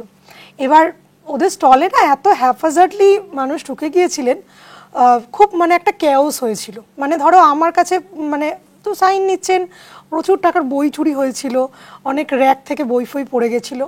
তো তার পরের উইকেন্ডে যখন আমি যাব, মানে পরের শনিবার, তার আগে আমাকে দীপদা বললো যে ম্যাডাম, আমি কিন্তু আমার সেদিনকে অনেক টাকার বই চুরি হয়েছে, অনেক বই নষ্ট হয়েছে, লোকের পায়ের ফায়ে ড্যামেজড হয়েছে, আমি কিন্তু সেদিনকে একটা সিকিউরিটি টিম রাখবো আমার স্টলে। আমি বললাম সেটা আপনার কল, মানে আপনার স্টলে আপনি কি রাখবেন সেটা তো আমার, I have no right to say. তো ঠিক আছে। এবার আমি পরের দিন গেলাম, গিয়ে দেখি যে দীপদা তার স্টলের বাইরে ভেতরে 4-5 জন সিকিউরিটি গার্ড। মানে আমি না বাউন্সার টার্মটা তার আগে অব্দি জানতামও না, ওদের যে বাউন্সার বলে মানে কি বলবো আমি সেটাও জানতাম না। আমি ওদেরকে জানতাম সিকিউরিটি, যেরকম হয় আর কি, সিকিউরিটি এজেন্সি থেকে লোক এসেছে। তো আমার তো মনে হয় ব্যাপারটাকে বাংলা সাহিত্যে সেলিব্রেট করা উচিত অ্যাকচুয়ালি। এবার দ্যাট স্মুথ, সেদিনকে খুব ভালো সব কিছু কোনো আর ক্যাওস হয়নি, কিছু হয়নি। দেন নেক্সট মর্নিং আমি যখন বিছানা থেকে ঘুম থেকে উঠলাম, দেখি অনেকগুলো কাগজে খবর হয়ে গেছে যে বাংলা সাহিত্যে এই প্রথম বাউন্সার নিয়ে লেখক বইমেলায়, এবং সেখানে অনেক বয়স্ক সাহিত্যিক যারা আমার প্রণম্য সাহিত্যিক তারা কমেন্ট করেছেন, ছি ছি কি বিশ্রী দৃশ্য, ভাবলেই কানে আঙুল দিতে হয়। এরকম কথাটা হচ্ছে তারা জানলেনই না যে what is the back story, তারা জানলেন না, দেখলেন না, উইদাউট ভেরিফাইং। আজকাল লোকজন এত বেশি কানে দেখে যে একটা মন্তব্য আমরা করে দিলাম। যাই হোক, তো তখন আমি অনেক বলেছিলাম যে আমি নিয়ে যাইনি, যদি আমি নিয়ে যেতাম তাহলে তো দীপপ্রকাশন থেকে বেরিয়ে when I was going in the event of guild auditorium, সেখানে আমার বাউন্সার থাকতো। আমি পত্রভারতীতে গেছি, সেখানে বাউন্সার থাকতো, অন্য কোথাও তো বাউন্সার ছিল না। শুধু দীপপ্রকাশনে ওই 2 ঘন্টা আমার জন্য ওরা রেখেছিল, তারপরে তো বাড়ি পাঠিয়ে দিয়েছে। বাট সেটাকে ওই আসলে আমার যেটা মনে হয় একটা পপুলারিটি, এবং আমার যেহেতু বয়সটা একটু কম, আর আমাদের তো সব ইন্ডাস্ট্রি স্বীকার করি বা না স্বীকার করি টু সাম এক্সটেন্ট পেট্রিয়ার্কাল, এটা হয়তো একটুখানি ডাইজেস্ট করাটা ডিফিকাল্ট যে আমার কোনো গডফাদার ছিল না, কোনো গডমাদার ছিল না, কোনো বড় লবির ব্যাকিং ছিল না যে আমি কোনো পত্রিকার ভীষণ স্পন্সর তারা আমাকে করেছেন। বাট আমার পাশে পাঠক ছিলেন, এবং পাঠকদের আশীর্বাদে তারপর থেকে এখনের মধ্যে আমার পাঠক আরও আরও অনেক গুণ বেড়ে গেছে। তো এইটাই। এবার সেই সময় আমি একটু ইম্যাচিওরও ছিলাম, মানে তখন সবে সবে তো খুব অ্যাফেক্টেড হয়ে যেতাম, মানে সব ট্রোল ফোল নিতে পারতাম না, নিজেই উত্তর দিতে। হ্যাঁ, মানে আমার মনে হতো যে আচ্ছা এনারা তো আমাকে চেনেন না, এনারা ধরে নিচ্ছেন। আবার কত মিথ্যা কথাও লোকজন সে সময় ফুটেজ পাওয়ার জন্য লিখতে শুরু করে। হ্যাঁ, আমি তো আবার মানে একজন লিখে দিয়েছিলেন মনে আছে যে উনি তো ভীষণই অহংকারী, আমি সাইন নিতে গেলাম, উনি বললেন যে তুমি কি চাকরি করো, আমি বললাম আমি কি ক্লার্ক, বলছে আমি ক্লার্কের বইতে সাইন করবো না। ইজ দিস মানে এটা কি ইমাজিনেবল, মানে মানে সেটা নিয়ে লোকজন ছি ছি ছি। এবার আমি তো আর 1000টা লোককে গিয়ে বলতে পারি না, আমার খুব কষ্ট হতো, আমার ভীষণই মানে আমি অ্যাফেক্টেড। একটা সময় কেন অস্বীকার করব, we all are human beings. আর I didn't come from any celebrity background যে আমার ছোট থেকেই এই সমস্ত অভ্যেস ছিল। আমি একটা নর্মাল শিক্ষিত মধ্যবিত্ত বাড়ির মেয়ে, আমাদের কাছে রেপুটেশন বা সম্মানটা খুব ইম্পর্টেন্ট। তো আমার খুবই কষ্ট হতো যে এনারা কেন এরম মিথ্যা কথা রটাচ্ছেন, আমি তো এটা করিনি, কে এটা এরমভাবে ভুল প্রেজেন্ট করা হচ্ছে, এইটা ভুল গুজব রটানো হচ্ছে। বাট তারপর আমি over the time what I have realised is যে এগুলো হচ্ছে ট্রোল যারা করেন তারা বেসিক্যালি খুব আনহিলড হন, মানে তাদের জীবনে অনেক দুঃখ থাকে, অনেক ফ্রাস্ট্রেশন থাকে, সেটাকে তারা কোথায় ভেন্ট আউট করবেন। তারা যদি কোনো নোন ফিগারের পেজে গিয়ে তাকে একটুখানি ডিফেম করে একটুখানি সেই মুহূর্তে টেম্পোরারি হ্যাপিনেস খুঁজে পান, সেটা হোক। এবং সেটা কাকে হয়নি, মানে এখন ধরো সোশ্যাল মিডিয়া আমরা দেখতে পাচ্ছি রবীন্দ্রনাথকেও কম ট্রোলের শিকার হতে হয়নি, মানে উনি ওনার বই বিক্রি হয় না, তবু ওনার পয়সা দিয়ে উনি জমিদার পুত্র, সেই জন্য পয়সা দিয়ে বিজ্ঞাপন দেন, তেলের শিশির সাথে ওনার বইয়ের তুলনা, আরো নানা নোংরা নোংরা ব্যক্তিগত আক্রমণ প্রচুর ওনাকে করা হয়েছে। বাট আলটিমেটলি প্যারোডি গান তৈরি হয়েছে, তারপর তোমার নানা রকম কুৎসা, কিছুটা হয়তো নোবেল পাওয়ার পরে একটু কমেছিল, বাট তাও পুরোপুরি কমেনি। কিন্তু দেখো ওনার উনি যেটা সৃষ্টি করে গেছেন এখন এই আফটার 70 to 80 ইয়ার্স, আর কি ওগুলোকে মানুষ মনে রেখেছে? ওগুলোকে তো মানুষ, ওগুলো হচ্ছে মেয়েদের মতো ছড়ে গেছে। যদি কোয়ালিটি থাকে সৃষ্টিটাই রয়ে যাবে। যদি আমি কিছু ভালো লিখি যেটা সাস্টেন হবে তাহলে সেটাই রয়ে যাবে, যদি আমি না লিখি সাস্টেন হবে না। এই ঠিক কথা, ঠিক কথা। এখন আর আমি পুরোপুরি I stop myself from any kind of reaction, এবং আমার কিছু মনেও হয় না, মানে ওই বলে না গন্ডারের চামড়া হয়ে গেছে আর কি, এখন আসলে হয়ও না। ওই একটাই আমার হয়েছিল, ওই বাউন্সারটাই হয়েছিল, সেটা মানে একটা কি বলবো ওই আর কি, দীপদা পয়সা খরচা করলো, নিয়ে এলো বাউন্সার নিজের ব্যবসার জন্য, আর আমি কেসটা খেলাম আমি। তো ওকে তারপর থেকে আমি তা বলছি না, আমি বলছি যে মানে শুধুমাত্র আমি বলছি সোশ্যাল মিডিয়া ট্রোলিং বা এবারে এই যে একটা সাহিত্য মহল থাকে, তো সেখানে তুমি কতটা অ্যাকসেপ্টেড হলে? না, এখানে একটা খুব ভালো প্রশ্ন করলে তুমি।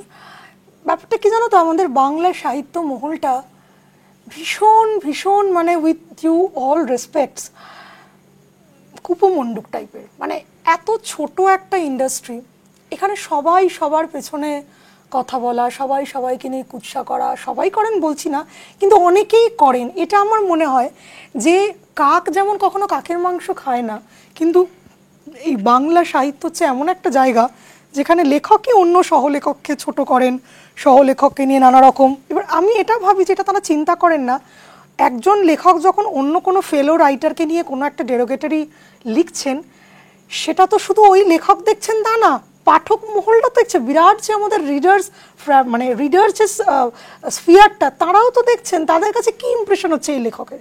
এটা আমার অত্যন্তই খারাপ লাগে। তো আমার সঙ্গে আমি ওই জন্য সবার সাথেই আমার কোনো সামনাসামনি তো কোনো ইয়ে নেই, আমি সবাইকে মিউচুয়াল রেসপেক্ট দিই এবং I never use social media for any kind of negative or any kind of chit chat. মানে সোশ্যাল মিডিয়াটা আমার কাছে বন্ধুর সাথে আড্ডা মারার জায়গা নয়। আমি সোশ্যাল মিডিয়াটাকে খুব স্ট্র্যাটেজিক্যালি ইউজ করি আমার প্রোডাক্টকে ডিস্ট্রিবিউট করার জন্য।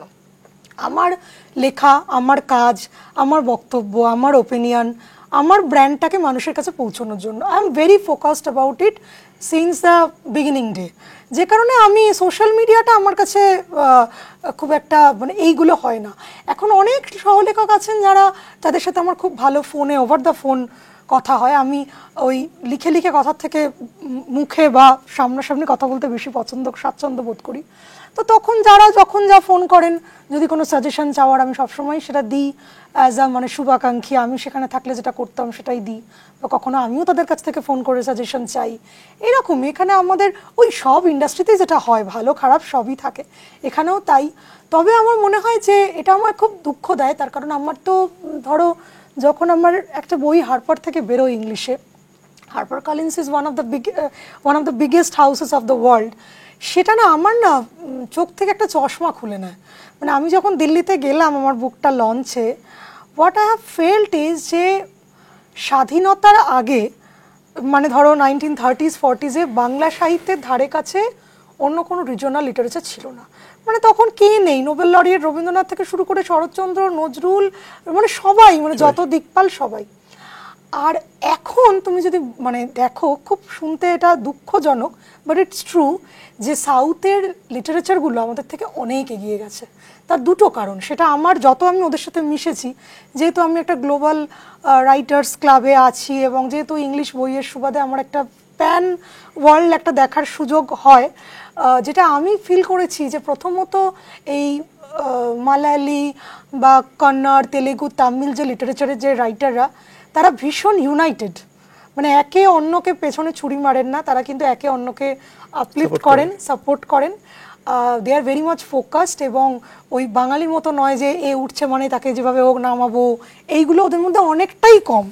আর সেকেন্ডলি হচ্ছে, ওনারা একটা জিনিস খুব ভালো বুঝে গিয়েছিলেন, যখন 60s 70s থেকে মানে world is changing towards the globalisation, যে English will be the most constant languages. তো ওনারা প্রথম থেকেই কিন্তু ওই সমস্ত রিজনাল ল্যাঙ্গুয়েজগুলো কনসিস্টেন্টলি ট্রান্সলেশন করে গেছেন, এবং শুধুমাত্র নট অনলি ট্রান্সলেশন, সেটাকে প্রপারলি মার্কেটিং করেছে, যেটা কিন্তু বাংলায় হয়নি। যেমন ধরো সুনীল গঙ্গোপাধ্যায় সেই সময় বলো, পূর্ব পশ্চিম বলো, বা সত্যজিৎ রায়ের ফেলুদা, এগুলো সবই কিন্তু ইংলিশ ট্রান্সলেট হয়েছে, কিন্তু সেভাবে কিন্তু মার্কেটেড যেটাকে বলা হয় সেভাবে প্রোডাক্টগুলোকে কিন্তু মার্কেটিং করা হয়নি। যে কারণে কিন্তু সেভাবে যেটা বাংলায় যেরকম এগুলো যে লেভেলের ক্রিয়েশন, সেটা কিন্তু ইংলিশে হয়নি। বাট সেটা কিন্তু ওদের ক্ষেত্রে নয়, ওদের এক একটা বই মানে কিন্তু একদম পুরোপুরি মানে তামিল অ্যাম্বিয়েন্সে লেখা, তেলেগু অ্যাম্বিয়েন্সে লেখা, বাট ওরা এত কনসিস্টেন্টলি ওরা পরপর ট্রান্সলেশন করে যায়, এবং সেগুলো ধরো ওয়ার্ল্ড লেভেলে সেগুলো পৌঁছনো, গ্লোবাল লেভেলে বিভিন্ন জায়গায় সেগুলোকে ডিস্ট্রিবিউট করা, মার্কেটিং করা, এগুলো ওরা 70s 80s থেকে শুরু করেছে। যে কারণে এখন স্বাধীনতার 70-80 বছর পরে বাংলা সাহিত্য অনেক পিছিয়ে গেছে রিজিওনাল ল্যাঙ্গুয়েজের মধ্যে। এইটা আমার খুব কষ্ট দেয়। তার কারণ হচ্ছে কিছুটা বাঙালিরা ওই আর কি ওই কুপমণ্ডুক, হ্যাঁ মানে ওই একত্রিত হতে পারে না, আর ওই নিজের কুয়োর মধ্যে আমি একটা রাজা, এরকম একটা মানসিকতা। অনেকে কমফর্ট জোন থেকে বেরোতে চান না, বা কেউ বেরোলেও তাকে লোকে নানাভাবে ক্ষতি করার চেষ্টা করে। এইগুলো মানে আমি সবসময় চেষ্টা করি একটা ম্যাক্রো লেন্সে ভাবতে। মানে দেখো, তুমি যদি আজকে লেখা শুরু করো, তোমার বই যদি এখন বিশাল বেস্টসেলার হয়ে যায়, তার মানে তো আমার বই আর বিক্রি হবে না সেটা নয়। মানে তোমার বই বিক্রি হচ্ছে মানে যে আমার বই বিক্রি হবে না সেটা নয়, বা তোমার খুব সাকসেস আসছে মানে আমি পুরো ফেলিয়ার, সেটা তো নয়। এটাই মানুষ ভুল করেন, যে অন্য কেউ উঠছে মানে আমি নেমে যাচ্ছি, সেটা কেন হবে? কোনো ইন্ডাস্ট্রিতে তো একজনই থাকতে পারে না, অনেকে থাকে, তবেই তো সেই ইন্ডাস্ট্রিটা এগোয়, তবেই সেই আর্ট ফর্মটা এগোয়। যখন ইউরোপের রেনেসাঁ হয়েছিল তখন তো একজন মাইকেল অ্যাঞ্জেলো বা একজন ভিঞ্চি তো ছিলেন না, অনেকে ছিলেন। কিন্তু সেইটা আনফর্চুনেটলি বাংলায় অনেক রকম স্যাবোটেজ চলে, অনেক রকম লবি চলে। একই সমস্যা বাংলা সিনেমার, মানে বাংলা সিনেমা একই অবস্থা। তুমি জানো যে মানে ওই যেভাবে তুমি বললে বাংলা সাহিত্যের পাশে দাঁড়াতে হবে না, বাংলা সিনেমা বলে আমাদের পাশে দাঁড়ান আর কি, এই এটা এরকম একটা অবস্থা হয়ে গেছে। পাশে দাঁড়াবে কেন, তার প্রথমত এই কথাটাতে আমার আপত্তি আছে। দ্বিতীয়ত হচ্ছে I am not doing any charity, you are not doing any charity. প্রকাশক একটা ব্যবসা করছে, তাকে তো ইমোশনাল সেন্টিমেন্ট দিয়ে লাভ নেই। যদি সেই প্রোডাক্টটা মানুষের কাছে অ্যাট্রাকটিভ হয়, যদি প্রডিউসারের তৈরি করা সিনেমাটা মানুষকে টানে, মানুষ এমনিই দেখবে এবং পৌঁছতে পারে, তাকে যদি অ্যাট্রাক্ট করতে পারে, এবং অ্যাট্রাক্ট করার পরে যদি সেই মানুষ সেটাতে ইন্টারেস্টেড ফিল করেন, সেটা এমনিই পৌঁছবে। ওইরকম ভাবে একটা সেই ওটা তো করুণা হয়ে যাচ্ছে, আমাদের পাশে দাঁড়ান কেন, দাঁড়াবে কেন, মানে এটা তো ব্যবসা। তোমার গল্প নিয়ে তো এখন তোমার গল্প বা উপন্যাস নিয়ে বেশ কয়েকটা বাংলা সিনেমাও হয়েছে, বাংলা সিনেমা ওটিটিও হচ্ছে। তো তোমার কি মনে হয়, বাংলা সিনেমা তুমি নিশ্চয়ই ফলো করো, মানে ডিফারেন্টলি এখন প্রডিউসারদের সঙ্গে যোগাযোগ থাকছে, তোমার কোথায় মনে হচ্ছে কোথায় ডিসকানেক্ট হচ্ছে, মানে গল্পে বা অ্যাপ্রোচে কোথাও? না, আমি তো সিনেমার লোক নই, সুতরাং যেটার আমি লোক নই তা নিয়ে আমি কখনো ইম্পালসিভ কমেন্ট করতে পছন্দ করি না। But still as a external entity, but যেহেতু তুমি বললে প্রডিউসারদের সঙ্গে, ডিরেক্টরদের সঙ্গে, অনেক অ্যাক্টরদের সঙ্গেও আমার এখন অনেকটাই একটা বন্ধুত্ব আছে খুবই। আমার যেটা মনে হয় বাংলাতে কিছুটা দোষ হচ্ছে সিনেমা মেকিংয়ের, যে মাঝখানে অনেকগুলো বছর গ্রাম বাংলা যে অ্যাকচুয়াল মাস অডিয়েন্স ছিল তাকে ডিপ্রাইভ করা হয়েছে। অনেকগুলো বছর একটা ওই আধুনিকতা দেখাতে গিয়ে শুধুমাত্র আরবান সেন্ট্রিক সিনেমা বাড়ানো হয়েছে, যে কারণে হয়তো গ্রাম বাংলার যে সিনেমা হলগুলো উঠে গেছে। মানে আমার প্রফেশনের সুবাদে তো আমাকে অনেক প্রত্যন্ত গ্রামে আমি একসময় পোস্টেড থেকেছি, আমি সেখানে দেখি যে প্রত্যেকটা গ্রামে তুমি যখনই ব্লকে যাবে দেখবে সেখানে একটা করে সিনেমা তলা আছে। ধরো ধনেখালি ব্লকের সিনেমা তলা, ধরো নাকাশিপাড়া ব্লকের সিনেমা তলা, এই সিনেমা তলাগুলো ছিল সব একটা করে ছোট ছোট সিনেমা হল, সেগুলো কিন্তু আর নেই। তার কারণ সিঙ্গেল স্ক্রিন যেগুলো, সেগুলো আর নেই। তার কারণ হচ্ছে গ্রামের মানুষদের যে পছন্দের সিনেমা সেগুলো কিন্তু মাঝে একটা বড় সময় ধরে বানানো বন্ধ হয়ে গিয়েছিল। সেটা হয়তো একটা ডাইরেক্ট ইম্প্যাক্ট ফেলেছে সিনেমার ইকোনমিতে। আর সেকেন্ড মনে হয় যে আগে যেটা ছিল, বাঙালি দর্শকদের তো গ্লোবাল সিনেমা বা দেশের অন্যান্য জায়গার সিনেমা এগুলোর প্রতি তো খুব একটা অ্যাক্সেস ছিল না। মানে আমাদের ছোটোবেলায় বা আমার বাবা গল্প করেন যে বাবারা কলেজ লাইফে গ্লোবে বা লাইট হাউসে ওয়্যার অ্যান্ড পিস এইসব দেখতে আসতেন, তখন তো চাইলেই আমরা কোনো অন্য ভাষার সিনেমা দেখতে পেতাম না। কিন্তু এখন তোমার আঙুলের মুঠোয় সব কিছু রয়েছে, সুতরাং তোমাকে ব্যবসা করতে গেলে তোমাকে সেই সব সিনেমা, সেই সব ইন্ডাস্ট্রির সাথে অ্যাট পার কাজটা প্রোডাক্টটা করতে হবে। সেটার জন্য যে বাজেটটা, যে ফাইন্যান্সিয়াল ব্যাকিংটা, সেটা হয়তো বাংলায় অনেকটাই কম। কিন্তু তোমার মনে হয় না কন্টেন্টের জায়গাতেও, মানে ধরো গল্প নির্বাচন বা গল্প বলার ক্ষেত্রেও একটা ইয়ে থাকছে? আমি কিছুদিন আগে ওটিটিতে দেখলাম যে একটা ওটিটি সেটা পুরস্কৃত হলো একটা গল্প, যেখানে হচ্ছে যে একটা বাড়ির মধ্যে প্রতিটি মেয়ে প্রতিটি পুরুষের শয্যা সঙ্গিনী। তো এরকম গল্পও আজকে বাংলা গল্পের ওটিটির একটা সাবজেক্ট হয়ে যাচ্ছে। সেটা যেমন একদমই, মানে এটা আমি খুব ফিল করি। এটাতে আমারও একটা তোমাকে অভিজ্ঞতা বলছি, আমি নাম করছি না।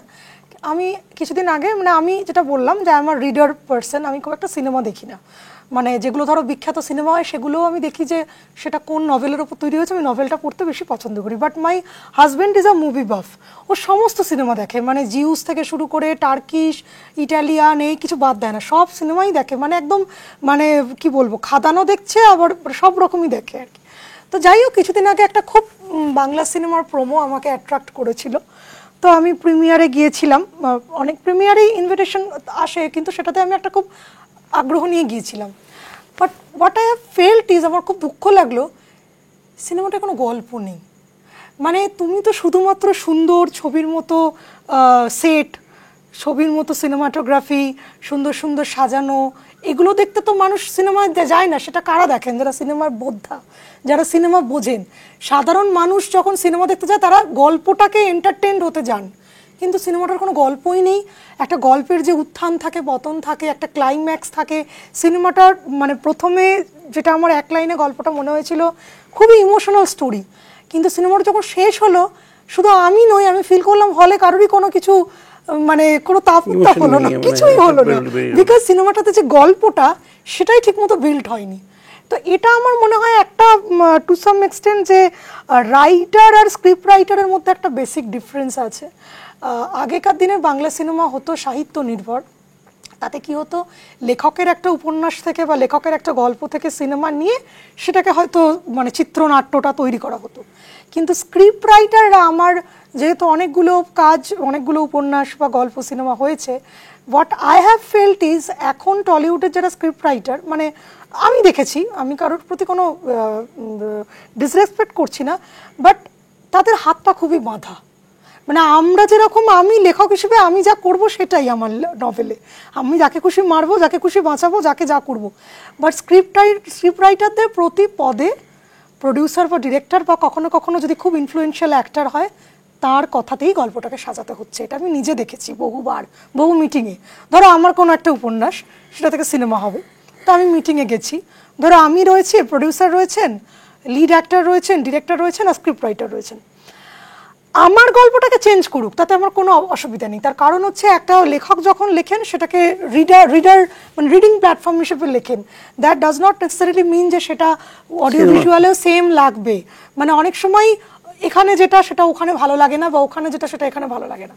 আমারটাকে, মূলটাকে, অবিকৃতটাকে চেঞ্জ করুক, I am very much flexible. But আমি নিজে দেখেছি স্ক্রিপ্ট রাইটার যেটা সাজিয়েছে, ওনারা সঙ্গে সঙ্গে সেখানে নশ্বতরা না, এটা এরম করা যাবে না, এখানে এইটা আনতে হবে, অমুক প্রসঙ্গটা আনতেই হবে, তবে আমাদের এখানে এই বিজনেসটা কাজ করবে। মানে কোনো একটা, ধরো একটা কোনো সেন্টিমেন্ট আছে বাঙালির, সেই প্রসঙ্গটা রিলেভেন্ট হোক কি রিলেভেন্ট না হোক, তোমাকে ওটা ইনকর্পোরেট করতেই হবে। তো সেক্ষেত্রে তো সেই স্ক্রিপ্ট রাইটারকেও পুরোপুরি দোষ দেওয়া যায় না, কারণ স্ক্রিপ্ট রাইটারের তো কোনো স্বাধীনতাই থাকছে না। মানে আমি নিজে দেখেছি স্ক্রিপ্ট রাইটারকে যেরকম বলছে, তুমি এরকম করে করো, কি আপনি এরকম করে করুন, কি তুই এরকম করে কর, ওনার গল্পটাকে এখানটা এরকম করে দে, না না এখানটা এইটুকু ঢোকাতেই হবে, তাহলে তো তার তো কোনো স্বাধীনতা থাকছে না। একটা যে মানে লিটারারি পার্সন, তাকে তো ফ্রিডমটা দিতে হবে। তোমার কাছে যখন গল্প চায়, কখনো মানে সিনেমার জন্য গল্প লিখতে বলে নাকি উপন্যাসগুলোই ইয়ে করতে পারে? সিনেমার জন্য গল্প আমাকে অনেকে লিখতে বলেছেন, ওটিটি স্পেশালি। বাট আমি বলেছি যে যেহেতু আমার primary identity as an author, as a novelist, not as a script writer, আমি বলেছি যে দেখো বা দেখুন, আমি ওটাকে নভেলেই লিখবো। এবার সেটাকে আপনি বলে দিচ্ছেন এর ওপরে, আমি এর ওপরে লিখতে পারি, সেটা কোনো অসুবিধে নেই। যেমন মাঝি একজন, কদিন আগে সিনেমাটা বেরোলো, ওনার যেটার ওপর ঘটনাটা একটা বেনারসের বিধবাদের নিয়ে, সেইটা আমাকে বলা হয়েছিল যে ওটার লেখাটা, তো আমি বলেছিলাম যে আমি কিন্তু লিখলে ওটা উপন্যাসই লিখবো, তারপর তোমরা সেটাকে স্ক্রিপ্টে রূপ দাও।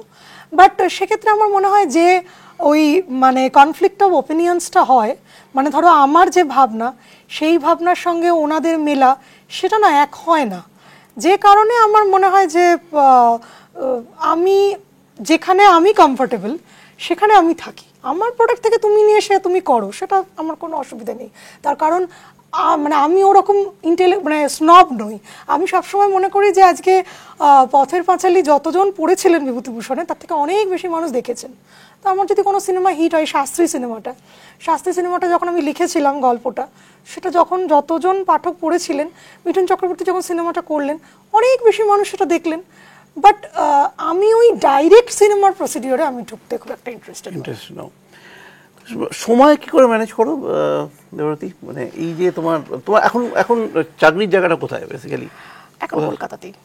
বাই গডস গ্রেস এখন কলকাতা। হ্যাঁ, আর মানে কোন ডিপার্টমেন্টের সঙ্গে রয়েছো? সেটা আমি এখন বলতে, আচ্ছা সেটা বলতে চাও না, আচ্ছা ঠিক আছে। তো এই যে চাকরির সঙ্গে চাকরিটা বাঁচিয়ে বলবো না, চাকরির পুরো দায়িত্ব পালন করে তার সঙ্গে লেখা, কোন সময় লিখতে পছন্দ করো, রাতে না সকালে, ভোরবেলা? না, ওইরকম ব্যাপারটা নয়, এটা আমাকে অনেকেই প্রশ্ন করেন। আমার ব্যাপারটা হচ্ছে আমি তো গল্প খুব একটা এখন লিখি না, গল্প খুব কম লিখি, আমার হচ্ছে উপন্যাস, এবং আমার উপন্যাসে কন্টেন্টই মেন। হ্যাঁ, তো আমি একটা কন্টেন্ট নিয়ে যখন লিখবো, তার জন্য আমি অনেক দিন ধরে পড়াশোনা করি, খোঁজ খবর করি, যাতায়াত করি, এসব করি।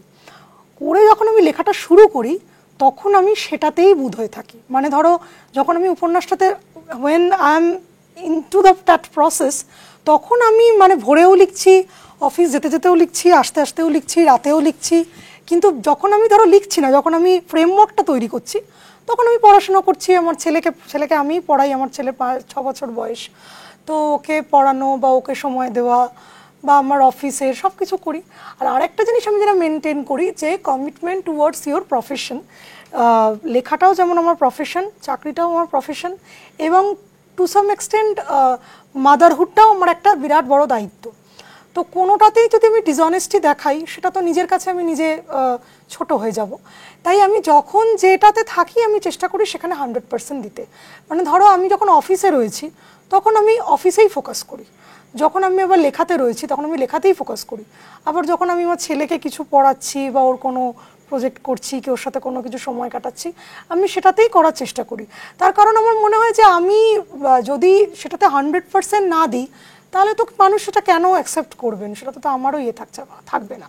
আর প্রায়োরিটিটাও তো মানুষের জীবনের সঙ্গে চেঞ্জ হয়। মানে ধরো আমার 25 বছর বয়সে যে প্রায়োরিটিটা ছিল এখন তো সেই প্রায়োরিটিটা আমার নেই, আবার ধরো 45 বছরে গিয়ে প্রায়োরিটি আমার অন্য হয়ে যাবে। আমার এখন বয়সে এসে মনে হয় যে আমার ছেলের এখন 6 বছর বয়স, ওকে যদি আমি একটুও সময় না দিই, আজ থেকে 10-15 বছর পরে ধরো আমি সাহিত্যের খুব বড় পুরস্কার পেয়ে গেলাম, কিন্তু আমার ছেলের সাথে আমার কোনো বন্ডিংই তৈরি হয়নি, তাহলে কি মানসিকভাবে সুখী হব? আমি তো হব না। মানে আমি তো mentally I will be devastated. এই সময়টাতে ওর সাথে আমাকে বন্ডিংটা তৈরি করতেই হবে। তো সেই জন্যই মানে ইটস অল অ্যাবাউট ব্যালেন্সিং, এবং এই ব্যালেন্সিংটা আমার মনে হয় সবাই করতে পারে, মানে if there is a will power. আর আমি কোনো আনপ্রোডাক্টিভ কাজে টাইম নষ্ট করি না, এক সেকেন্ডও নষ্ট করি না। মানে আনপ্রোডাক্টিভ মানে এটা নয় যে গল্প করা ক্যান বি ভেরি হেলদি। মানুষের সাথে হেলদি গল্প করা বা আড্ডা মারা, সেটা তো মানুষকে একটা রিলিফ দেয়, রিক্রিয়েশন দেয়। বাট ধরো গসিপ করা, পিএনপিসি করা, কোনো কিছু নিয়ে একটা কোনো নেগেটিভ একটা কিছু এনভায়রনমেন্ট সেখানে কিছু করা, আমি এইগুলোতে কোনো রকম, বা ধরো মিনিংলেস রিল দেখা, যে রিলগুলো অনেক ভালো ভালো অনেক কিছু ভিডিও কন্টেন্ট থাকে সোশ্যাল মিডিয়ায় যেগুলো থেকে আমরা অনেক কিছু শিখতে পারি, কিন্তু আবার অনেকগুলোই থাকে যেগুলো কোনো আমরা বুঝতেই পারি না কখন আমাদের আঙুল ঘষতে ঘষতে 2 ঘন্টা চলে গেছে। তো ওই চাণক্যর একটা কথা আছে না, উনি বলেছিলেন যে প্রয়োজনের থেকে অতিরিক্ত যে কোনো কিছুই হলো বিষ। তো যখন আমাদের কাছে ইন্টারনেট ওয়াজ কস্টলি তখন কিন্তু আমাদের কাছে ইন্টারনেটের গুরুত্ব ছিল। তখন কিন্তু আমি যখন ইঞ্জিনিয়ারিংয়ের থার্ড ইয়ার 4th ইয়ার তখন কিন্তু আমার মনে আছে আমার বিএসএনএল এর ব্রডব্যান্ডের কানেকশন ছিল 1 GB বোধহয় সারা মাসে 250 টাকায়। তো আমি তো ওই 1 GBতেই পড়াশোনা করতাম, আমার ইঞ্জিনিয়ারিংয়ে যা নোটস ফোর্স 1 GB। আর এখন মানুষের 1 GB দিনেতে হচ্ছে না, বাট সেটা কি আদৌ তার দরকার? মানে নেসেসিটি আর মানে প্রয়োজন আর লাক্সারির মধ্যে যে ডিফারেন্সটা, সেই কন্ট্রোলটা অনেকেরই থাকে না, তারা তখন ডিস্ট্র্যাক্টেড হয়ে পড়ে, যেটা একটা ওই জন্য আমরা খুবই এখন মানে একটা কি বলবো ফাঁপা অন্তঃসার শূন্য সমাজের দিকে চলছি।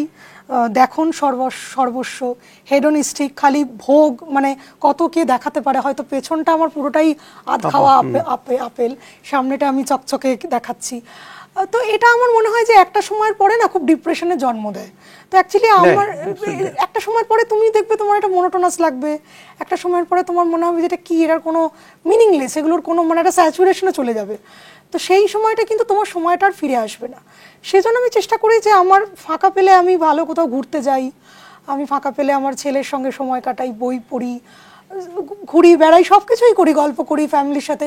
বাট আমি এমন কিছু করি না যেটা আমার মনে হয় যে সময়টা নষ্ট হচ্ছে, বা আমাকে মানুষ হিসেবে সেটা না মানসিক একটা কি বলবো রিল্যাক্সেশন দিচ্ছে, না কোনো নলেজ দিচ্ছে, কিছুই দিচ্ছে না, আমি সেরকম কিছুতে সময় নষ্ট করি না। তোমার এই যে গুলেনবেরি সিনড্রোম যেটা তোমার হয়েছিল, জিবি সিনড্রোম, যেটাতে তুমি প্রায় মানে খুব একটা খারাপ অবস্থায় পৌঁছে গেছিলে, মানে জমে মানুষের টান্ডানি এই শব্দটাই বলা যেতে পারে। মানে ওই স্টেজটার পরে কি কোথাও একটা ফিলোসফিক্যাল চেঞ্জেস এসছে? ভীষণ, মানে ওই অসুখটা আমার বলতে গেলে জীবনকে শুধু নয়, জীবনকে, জীবন দর্শনকে, জীবনকে দেখার দৃষ্টিভঙ্গি, মানুষকে দেখার দৃষ্টিভঙ্গি আমূল পরিবর্তন। মানে এই অসুখ যে কোনো ওই অসুখ বলে না, কোনো অসুখে তুমি যদি মাসের পর মাস প্যারালাইজড হয়ে পড়ে থাকো ঘরে, তোমার মধ্যে একটা অদ্ভুত চেঞ্জ আসবে। তোমার মনে হবে যে এগুলো কিছুই, মানে তোমার তখন থট প্রসেসটাই চেঞ্জ হয়ে যাবে। আমার মনে হয়েছিল যে আজকে আমি এত ব্যস্ত ছিলাম, আমি সকালবেলা লিখছি, অফিস করছি, আসছি, প্রোগ্রাম করছি, তারপর আমি my life was suddenly shattered. আমি পুরোপুরি শুয়ে আছি, আমি পাশও ফিরতে পারতাম না, মানে আমাকে পাশও ফিরিয়ে দিতে হতো, এভরিথিং, মানে আমাকে I was completely bed ridden, পুরোপুরি প্যারালাইজড, বহুদিন ভেন্টিলেশনে ছিলাম। সেটা থেকে যখন ফিরে এলাম আমার মনে হলো যে এইটা আমার জীবনে, আমার তো ফিরে আসার কথা ছিল না, কারণ এই অসুখটা প্রথমত খুবই ফ্যাটাল, এবং এই অসুখটা ডায়াগনোসড হতে খুব সময় লাগে। আর ডায়াগনোসড হলে মানুষ বেঁচে যায়, কিন্তু ডায়াগনোসড হয় না বলেই মানুষ মারা যায়। অনেক প্রচুর মানুষ মারা যান, আগে আরও যেতেন, এখন যত দিন যাচ্ছে সচেতনতা বাড়ছে। আমি নিজেও এটার একটা অ্যাওয়ারনেস ইয়েতে আছি, সংস্থায়। তো আমার মনে হয়েছিল যে এটা তোমাকে ভগবান যদি বলে যদি কিছু বলো, বা I believe in good works, আমাকে একটা লাইফ, একটা সেকেন্ড চান্স দিয়েছে। It's my second innings. তো আমি আমার জীবনে আগে যা যা ছিলাম, দেখো প্রত্যেকটা মানুষ, কেউই তো, আমরা যখন তোমাকে, আমি যখন তোমার কোনো নিন্দা করব, আমি এটা ভুলে যাব যে আমার কি কি খারাপ আছে। যখন কেউ কাউকে কমপ্লেন করে, কাউকে নিন্দা করে, তখন সে কিন্তু নিজের দোষটা দেখে না। বাট তুমি যদি দেখো, কোনো মানুষেরই সব কিছু ভালো হওয়া সম্ভব নয়। প্রত্যেকটা মানুষই দোষে গুণে থাকে। বাট দ্য থিং ইজ, দোষে গুণে তুমি থাকো, তাতে কোনো অসুবিধা নেই, কিন্তু over the time, over the maturity, তুমি তোমার দোষগুলোকে রেকটিফাই করার চেষ্টা করছো কি না, তুমি মানুষ হিসেবে নিজেকে আপলিফটেড করতে চাইছো কি না, দ্যাট ইজ দ্য কি আমার মনে হয়। তো সেইটা আমার মনে হয় যে 25 বছর বয়সে আমার যা যা খারাপ ছিল, দোষ ছিল, আমি হয়তো খুব রিঅ্যাক্টিভ ছিলাম, আমি হয়তো খুব বেশি অ্যাগ্রেসিভ ছিলাম, অনেক কিছু খারাপ ছিল। হয়তো 35-এ এসে আমি অনেকগুলোই সেগুলো কনসিয়াসলি কাটিয়ে উঠেছি। অনেক কম, মানে অনেক কাম হওয়া, সর্টেড হওয়া। আবার ধরো, এটা আমার এখন লক্ষ্য যে আমি 45-এ গিয়ে আরও আমার যে দোষ আছে সেগুলোকে আমি কাটিয়ে উঠবো। সেটাই আমার কাছে সাকসেসের ডেফিনেশন। ওই সময়টা কি হয়েছিল? গুলেনবাড়ি সময় কোথায় ভর্তি ছিল তুমি? ওই সময়টা একটা অদ্ভুত ঘটনা, মানে দ্যাট ওয়াজ আ নাইটমেয়ারিশ এক্সপিরিয়েন্স। ওটা হচ্ছে 2022-এর দুর্গাপুজোটা আমার ভালোই কাটলো সব কিছু। একাদশীর দিন সকালবেলা থেকে আমি উঠে দেখছি যে আমার না পাটা থেকে যেন সার পাচ্ছি না, টলে টলে যাচ্ছি, বুঝতে পারছি না কি হচ্ছে। এবার আমার প্রেশার টেশার কিছু নেই বা ছিল না। তো ওরকম একদিন দুদিন গেল, ডাক্তারের কাছে গেলাম, মানে লোকাল ডাক্তার যিনি, তিনি দেখে বললেন যে প্রেশারটা একটু হাই আছে, বলে কয়েকটা মানে ওই স্ট্রেস ফেসের ওষুধ দিয়ে দিলেন। তারপর দিক থেকে দেখছি ক্রমশ যত দিন যাচ্ছে, 3 দিন 4 দিন, আমি আর উঠতেই পারছি না। আর ধীরে ধীরে মানে 4-5 দিনের মধ্যে আমার গলাটাও পুরো বসে গেল, মানে আমার গলা দিয়েও আওয়াজ বেরোচ্ছে না, আর প্রচণ্ড পায়ে কোনো সার নেই। এবার সেরকম সময় আমি বুঝতে পারলাম যে this is going to be something serious. তো আমার একটা গুণ আছে কি, যে আমি খুব ডিফিকাল্ট সিচুয়েশনেও আমি মাথাটাকে ঠান্ডা রাখতে পারি। আমি নিজেই তখন সব জোগাড় যন্ত্র করে আমি হসপিটালে চলে গেলাম। এবার আমি ফার্স্টে গেলাম 40s-এ। তো ইমার্জেন্সিতে গিয়ে যখন আমি ভর্তি হতে যাচ্ছি, যারা জুনিয়র ডাক্তার তারা দেখে বলছেন সবই তো নর্মাল, কিছুই আপনার হয়নি, কেন ভর্তি নেব? আমি তো হাঁটতেই পারছি না, আমি তো টলে পড়ে যাচ্ছি। বাট ওনারা ভর্তি নেবেন না, আমিও ছাড়বো না, আমি ভর্তি হবই, কারণ I am not feeling well. তো এবার তারপরে কি হলো, তাই ভর্তি তো নিল, তারপরেও আমাকে 5 দিন 6 দিন ধরে অর্থোপেডিকে দিয়ে দেওয়া হলো। এবার অর্থোপেডিকে তো কোনো কিছু ধরা পড়ছে না, জিনিসটা তো অর্থোপেডিক নয়। তারপর প্রায় 7 days পরে যখন আমার পুরোপুরি একদম মানে লাংস ফাংস এফেক্ট করে গেছে, এটা হচ্ছে তোমার এক ধরনের, মানে আমাদের শরীরে দুটো নার্ভাস সিস্টেম আছে। একটা হচ্ছে সেন্ট্রাল নার্ভাস সিস্টেম, যেখান থেকে নার্ভগুলো যায়, আর একটা হচ্ছে পেরিফেরাল নার্ভাস সিস্টেম, মানে আমাদের হাতের এই আঙুলের ডগা থেকে যে নিউরনগুলো, সেইগুলো। এই গুলেনবেরি সিনড্রোমে কি হয়, এটা একটা অটোইমিউন ডিজিজ, যাতে এই পেরিফেরাল নার্ভাস সিস্টেমটাকে পুরো ড্যামেজ করে দেয়, যে কারণে আমার কোনো মানে পুরো শরীরের মানে হাতটুকু শুধু আমার ঠিক ছিল, পা বলো, মানে পুরো সারা শরীরটা আমার পুরো অবশ, গলাটাও আমার, যখন আমার লাংসটাও এফেক্টেড হয়ে গেল, তখন সামহাও একজন নিউরোলজিস্ট এসে বললেন যে এটা তো কোনো অর্থোপেডিক সমস্যা নয়, এবং তখনও ওনারা বলে যাচ্ছেন যে এটা আপনার মানসিক সমস্যা হচ্ছে। যখন ডাক্তাররা রোগ ধরতে পারেন না, তখন তারা বলে দেন মেন্টাল সমস্যা। আমার পরিবারও বলছে যে তোমার মনে হচ্ছে তুমি হাঁটতে পারছো না, উঠে দাঁড়াও পারবে, আমি কি করে পারবো, তোমার কোনো সারই নেই। তো তারপরে মানে ভগবানের অসীম আশীর্বাদে আমার যিনি নিউরোলজিস্ট, উনি তখন ওনার আন্ডারে আমাকে দেয়া হলো। তখন ধরা পড়লো ওই একটা তোমার খুবই একটা পেনফুল টেস্ট হয়, লাম্বার পাংচার টেস্ট বলে, মেরুদণ্ডের ফ্লুইড থেকে নিয়ে করা হয়, যে এটা গুলেনবেরি সিনড্রোম। এটা one kind of autoimmune disease, যেখানে নিজের শরীরের সেলগুলোই নিজেরাই নিজেদেরকে চিনতে না পেরে ধ্বংস করতে শুরু করে, এবং একটার পর একটা অর্গান অবশ হতে শুরু করে। যখন এটা লাংসকে গিয়ে অ্যাটাক করে, তখন রোগী কার্ডিয়াক অ্যারেস্টে মারা যায়। তো আমার যখন লাংস প্রায় চলে গেছিলো, সেরকম সময় ডায়াগনোসড হয়েছিল, সেই জন্য আমরা তো বাড়াবাড়ি হয়েছিল, না হলে এখন অনেকেরই আছে দেখেছি পা থেকে অবশ হচ্ছে, তার মধ্যেই ট্রিটমেন্ট। আমার ভাইয়ের ছেলে, মানে হি ওয়াজ 1 year, 1 বছর, ঠিক আছে, প্রথমে কোভিড ধরা পড়লো, কিছুদিন পরে হঠাৎ করে ওর গলা থেকে আওয়াজ বেরোচ্ছে না, একটা ঘর ঘর করে শুধু সাউন্ড হচ্ছে। তো 1 বছরের বাচ্চা কিছু বলতেও পারছে না কী হচ্ছে না হচ্ছে। তো আমরা একটা সাউথ কলকাতার একটা হসপিটালে ভর্তি হয়েছিল, করেছিলাম।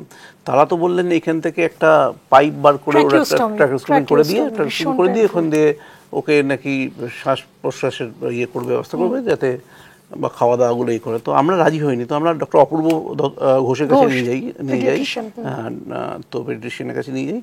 উনি বলেন এটা গুলেন-ওয়ার্ডেন সিনড্রোম, যেমন মানে ওই চাইল্ড কেয়ার, এবং ওর পা সমস্ত কিছু অবশ হয়ে গেছিল, ওরও হাঁটতে পারতো না। মানে ওই বাচ্চাটি যে কি কষ্ট পেয়েছে অ্যাবসলিউটলি তোমরা কল্পনা করতে পারবে না। মানে আমার তো মনে হয় আমি মৃত্যুকেই দেখে নিয়েছি, মানে নিয়ার ডেথ এক্সপিরিয়েন্স। মানে আমার মনে আছে আমার যখন আই ওয়াজ ইন ভেন্টিলেশন, আমার তো পুরো আর্টিফিশিয়ালি আমার হার্টটাকে চালিয়ে রাখা হয়েছে, যে কোনো মুহূর্তে সেটা মানে I could have been collapsed. সেরকম অবস্থায় তোমার একটা অদ্ভুত ফিলিং হবে, মানে তুমি একটা তখন আধা চেতন আধা অচেতন স্টেটে চলে যাবে, একটা মানে হাফ কনসিয়াস স্টেট। সেই সময় তোমার মনে হবে যে তোমার জীবনে এই অর্থ, যশ, মোহ, খ্যাতি, অ্যাচিভমেন্ট এগুলো খুবই টেম্পোরারি। আসল হচ্ছে তোমার জীবনে তোমার যদি কিছু ভালো কাজ করার থাকে, আসল হচ্ছে তোমার জীবনে তুমি মারা যাওয়ার পরে যদি কেউ তোমার কোনো ভালো কাজের কথা ভেবে তোমাকে ব্লেস করে, সেগুলোই তোমার অ্যাচিভমেন্ট। এটা তো আমার মনে হয়। তো তারপরে আমি ওই গুলেনবেরির পরে আমার একটা হিউজ মেন্টাল একটা ইয়ে হয়েছিল, কারণ অতদিন ধরে ওরকমভাবে থাকা। তখন আমি রামকৃষ্ণ মিশনে একটা স্পিরিচুয়াল ক্লাসেস ভর্তি হয়েছিলাম, সেখানেও যেতাম। তো সেটা আমার মনে হয় আমার জীবনটাকে অনেকটাই মানে সর্টেড করেছে। ওই পার্টটা দিয়ে এই যে তুমি যেটা বলছো, এটা অবচেতন একটা তৈরি হয়, একটা সেটাকে হ্যালুসিনেশন বলা যেতে পারে বা অন্য কিছু বলা যেতে পারে। সেটা নিয়ে তোমার লেখালেখি কিছু আছে বা? হ্যাঁ, সেটা নিয়ে আমার একটা উপন্যাস আছে, ব্যালেন্স শিট বলে।